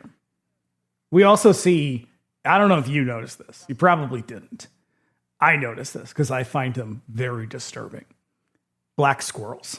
Oh, so many black squirrels. When I was in Calgary, so many fucking black squirrels. I was like, what the fuck is that bringer of I was death? like, what's wrong? Is there something wrong with them? I had to look it up.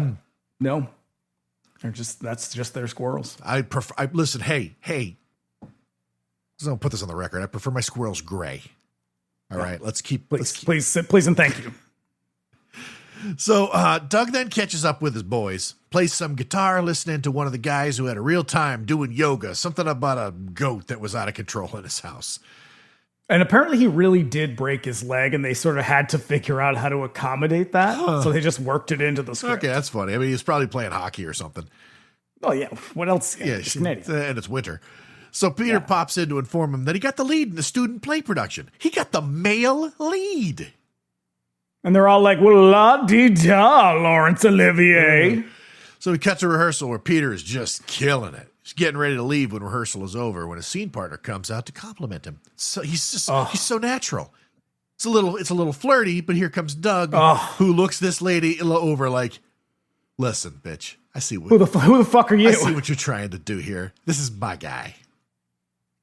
It's this, as soon as he starts talking to her, my heart just sinks a little bit. Yeah. Because it's coming. Yeah. The Peter goes to the rest to get the rest of his stuff, and he offers her a cigarette in front of a sign that says, no smoking, please. You can cut the tension with a knife. Doug and Peter are heading out to grab a beer at the bar. Don't worry about being underage, pal. I borrowed my bro's birth certificate.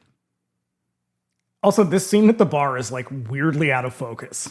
I noticed. It drove me crazy.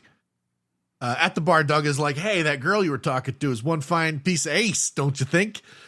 And Peter reads him down about talking about girls like they're nothing but a piece of meat.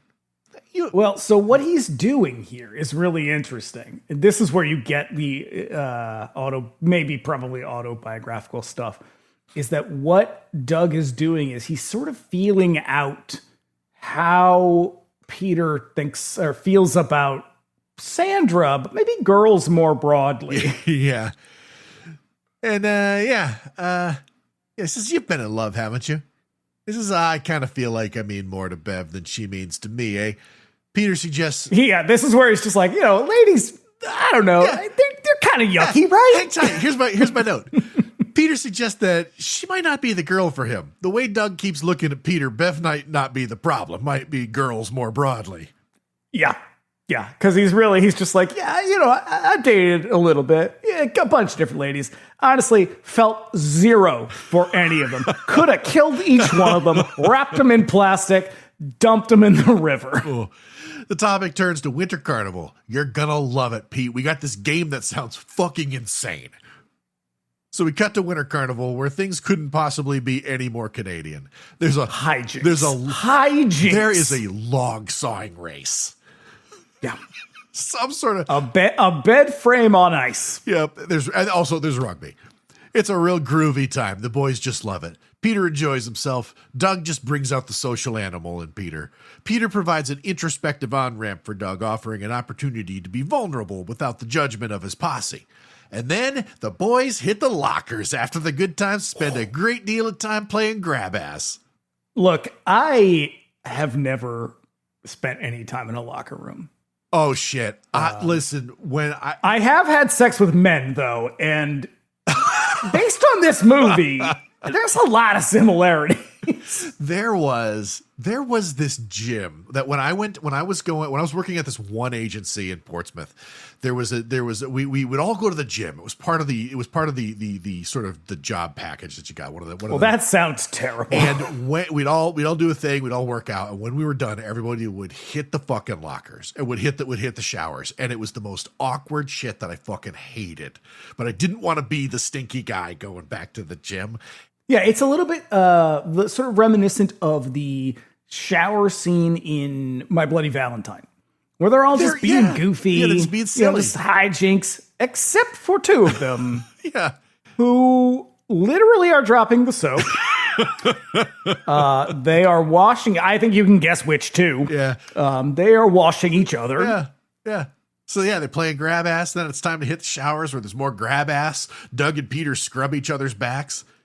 When everybody is nice and clean, Doug and Peter chill out with Bev while Doug plays guitar and sings body ballads to her. And then Peter has to go to rehearsal, but before he leaves, Doug demonstrates that he learned one of those Finnish folk songs, and he sings it in Finnish. Yeah. It's a sweet moment. This is when Bev is like, oh, shit. Not again. I guess I'm going to have to kill myself. I'll see you in a Curt Harrington movie. Oh, no. When he finishes, he tells Bev that the song is called Far Away Is My Love, and the two boys exchange a telling glance. Bev asks Doug, what's up with all this shit he does for Peter? He's so different from all the guys. Attentive. So Peter performs his show. Doug and Bev are in the audience. Doug is... it's a real somebody throw a pie. Doug is wrapped. Peter has brought out a real love of the stage in him. When the show ends, Peter is met with the roar of the crowd. They go back out to compliment Peter on his performance and turn up as the cast party is announced. And it's a sad moment as Doug tries to follow along, but Peter's firm. It's for the cast and crew only. And it's a tense moment, and there's a look of hurt on Doug's face. And we get this almost like, this should be a kind of pivotal moment, but it comes across as very kind of cold, where it's just like, no, you can't go. You're not in the play. It's just for the cast. And then obviously Doug is hurt, and they sort of turn to walk away. And he kind of calls out to him as though like, oh, I hurt his feelings. But he doesn't do anything with that. I think the problem is a part of the problem. A big part of the problem is that Secter did not explain to that actor what is really happening here. The other guy, it should have been a little bit obvious. But also, I don't think Peter's a very good actor, really. I think he's really kind of the weak spot. Doug is a far more compelling, more charismatic character. It's not also... But also, who knows? Because the other guy doesn't know what his character is. True.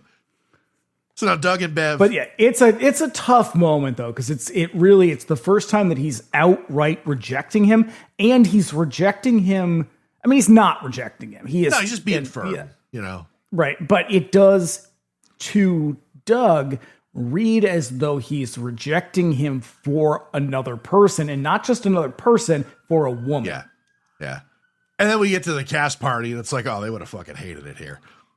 Yeah. But first, Doug and Bev drive back to the dorm, and Bev just drive erratically back to the dorm. The brakes screech as they fucking... And she's just like, hey, man, could you not? Yeah.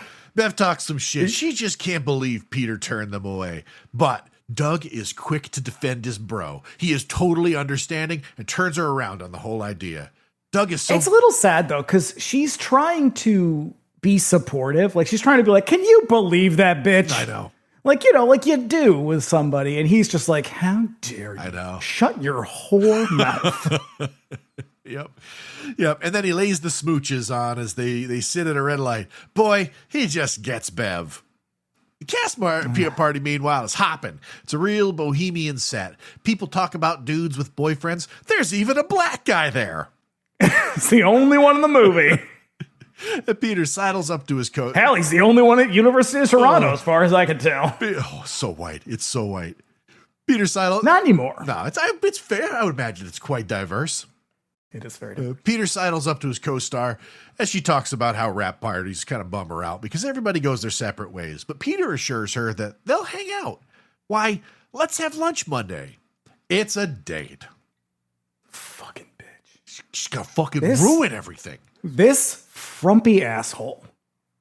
She's desperate. She's throwing herself Fucking at him. moody. And listen, I know moody, all right? So time passes and the snow melts. Peter and his girl frolic in the approaching Canadian spring. Oh, it's disgusting. Doug is surprisingly Bevless in this montage. He sees them approach the dorms from his windows as a discordant note is struck from a trumpet. It is. This scene, I think, is also very, very sad because he's sitting in his window. He's got the guitar and he looks down. And he sort of sees them walking, frolicking together. And I think it's the way he holds his guitar that I find very sad. Yeah. He's like hugging it. He's like hugging it because also down there is where he and fucking Peter were frolicking in the snow. God damn it. God damn it, Sandra. Also, all of the students at the school talk like they've been going there for like a decade. Listen, I've been at this school for 7 years. I'm no dummy. At the end, what's your name, little lady? Charles DeMar. As the end of the year approaches, the final schedule is announced, and everybody's just freaking out about their schedule. Everyone, that is, except for Doug, who is cool as a cucumber. He catches up with Peter to see what his finals look like. They have a party coming up. You should come. But Peter can't, though. He and his girl are going to the theater. Oh, you still going with her? I haven't seen too much of you since you two got together. And they walk and they reminisce about the year. Peter sure has come out of his shell. They race over the library before they part. Doug tells him he'll pick him up when he's done studying and they'll grab some coffee. And Peter mentions that he'll bring his girl Sandra along. And Doug stop trying to force your shitty girlfriend on us. Don't want her. Doug sours on this. Peter's adamant, though. You really ought to get to know her. Doug just cancels the whole fucking thing and heads back to his place. It's a real kick in the dick. I'm going to be honest. And I imagine I think a lot would resonate with gay audiences in this movie. But this would too, and it sucks. Yeah. When he gets to his room, he finds, it is. Because it's like, he is so fucking resolute in his feelings about Peter at this point. And Peter is just like, yeah, why don't I bring my constant fucking reminder that I'm just not into guys with me. Yeah. So he gets to his room, he finds Bev there waiting for him. They've been broken up for a little while, or I don't know. He just hasn't called her, and she's not. I think it's just that because I interpret this scene as a breakup, but it's not. No, she's just like, hi, how come? And he's just like, look, lady, I'm not really into this right now. And she's like, okay, you want to go to the movies or something? And he's like, yeah, sure. Yeah. So yeah, it's really sad though, because like she's just kind of like, you seem like you're going through it. I guess I could just be your friend. Yeah. Yeah, she's not supposed to be there in the first place. No chicks in the dorm. So she's just there to talk, and Doug is kind of impatient with her. Why don't they hang anymore? Everything changed when you met Peter. And he's snippy at this mention, and she backs down. And she tells him that she loves him, and he's not too quick to return the sentiment. And their talk ends on a wimpy, half-hearted kiss. Yeah, it's a real I of you too, Meg kind of moment. Bev and Doug go to her sister's for dinner. They eat with the happily married couple. Peter and Sandra finish up with dinner at her fucking horrible apartment. They get along so well, don't they? They fool around some as they do the dishes. While over the party, the last chance dance, Doug impatiently drinks while waiting for Peter to arrive. These kids are cutting loose. Oh, man. Hey, it's the last chance dance before finals. Mm-hmm. Gotta let it all fucking hang out before it's just... It's the last time before the next Coke dance. Yep. But here's the thing. Peter never arrives. He's in the sad apartment. Yeah. Peter and Sandra are busy at some bohemian bar where they play jazz music. She introduces him to cigarettes, and he takes right to it. Fucking tramp. Bitch, listen, I smoked for half my life by the time that I quit. I couldn't blow a fucking smoke ring. Get the fuck out of here, Peter. And they go home. Just another goddamn lie. They go home juxtaposed against Doug and Bev going home. Peter and Sandra also head up to her place, and everybody fucks. Doug looks haunted in the aftermath. In the morning, he heads to Pete's place and finds him just waking up, decidedly not haunted after his magical evening. Boy, college rules. Ugh. I hate this ending. I hate this ending so much. I get it, but I hate it. He missed the party. Bros before hoes. Pete, what the fuck? Doug is angry in that cool Doug way. The topic angrily turns to Sandra. Peter tells him that they slept together, and holy shit does Doug lay into him, giving him a whole paragraph of epithets to call Sandra more or less a slut. Yeah. Peter then tells him to get the fuck out. Hell's the matter with you, Doug? He goes to push him out of the room, and Doug throws a fucking knee in him and sees himself out. Back in his room, Doug studies alone. Unable to concentrate, he gathers up all the stuff that reminds him of Peter. The big joke thumb, the playbill, the Christmas card, the record. He considers for a moment that he should throw it all out, but instead sits down with his guitar. He plays the Finnish folk song he sang for Peter. He goes to the library, picks out that T.S. Eliot book Peter was reading when they met, and he reads, April is the cruelest month, breeding lilacs out of the dead land, mixing memory and desire, stirring dull roots with spring rain. Winter kept us warm, covering earth in forgetful snow, feeding a little life with dried tubers. Fade to black. Poor guy. So in the original script, the friendship just sort of peters out. Yeah. Which I think feels more Probably more realistic, yeah. This is more dramatic, but that's probably a little bit more true to form. The sad thing is like what we are supposed to be left with is these two people who go through this really intense transformative experience and are kind of, they know themselves better at the end. Yeah. And there's so many, like, I think what is frustrating, we've run into this a couple times. What's so frustrating about this is you can see there is a really good movie in this that he's just not able to execute, and not for reasons that are necessarily related to his talent. I think most of it is just what he could and couldn't get away with at the time. Yeah, like I think that I mean, it was literally criminal, like under buggery laws or something like that, to be gay in Canada. Yeah. Well, I mean, it was criminal to be gay in the U.S. too. Yeah. You know, I think he could have taken a bigger risk with this. I think that he was young and probably was not very confident, and so he probably didn't. Yeah. That's a big reason.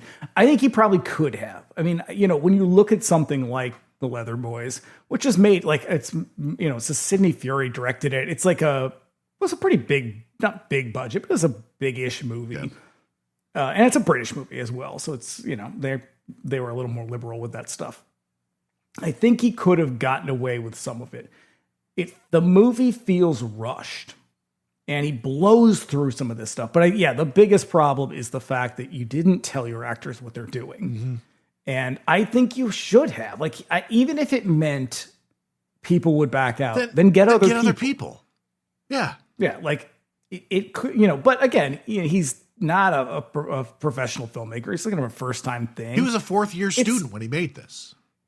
Yeah. It's just sad because it's like, you can see that there's such a good movie. Yeah. That said, this is still a good movie. I think it was great. Like I said, I really, really enjoyed this. It's, you know, it has like very genuine, dramatic moments. You feel for these two guys, like you really, mm-hmm. I was very much invested in their sort of developing relationship. And when it sort of all kind of comes crashing down, I felt that with them, you know? Yeah. And, you know, there's a lot to be said for movies like this and movies like Making Love, where, you know, it's great to have shit like John Waters and really confrontational, radical things. But sometimes we also need to see just our regular lives, because so much of, I think queer people in general, but gay men specifically, there is a lot of this kind of disappointment that you will go through before you kind of find your footing. And it's extremely painful. It's very disappointing and discouraging. And so to see that reflected, it's more of that, like, you're not alone in that either. Like, that's just sort of typical life. Yeah. And so it's important to have those movies as well. So it's really, I do think it's sad that this didn't it didn't have the legacy that a lot of other stuff, like the Kenneth Anger stuff, just because it is just sort of a romance. And, not a great, well executed one, but it is still a thing that people needed to see, that, that is just sort of how life goes most of the time. Yeah. And so it is great that it is being rediscovered. It's just not getting the attention it deserves. Yeah. Well, it was a good roundup. Thank you. I did my best. Three solid pieces. I enjoyed them tremendously. So where's the next destination? Well, we are wrapping up Pride Month. Bring me the axe next week with the lesbian existential horror of Carnivals of Souls.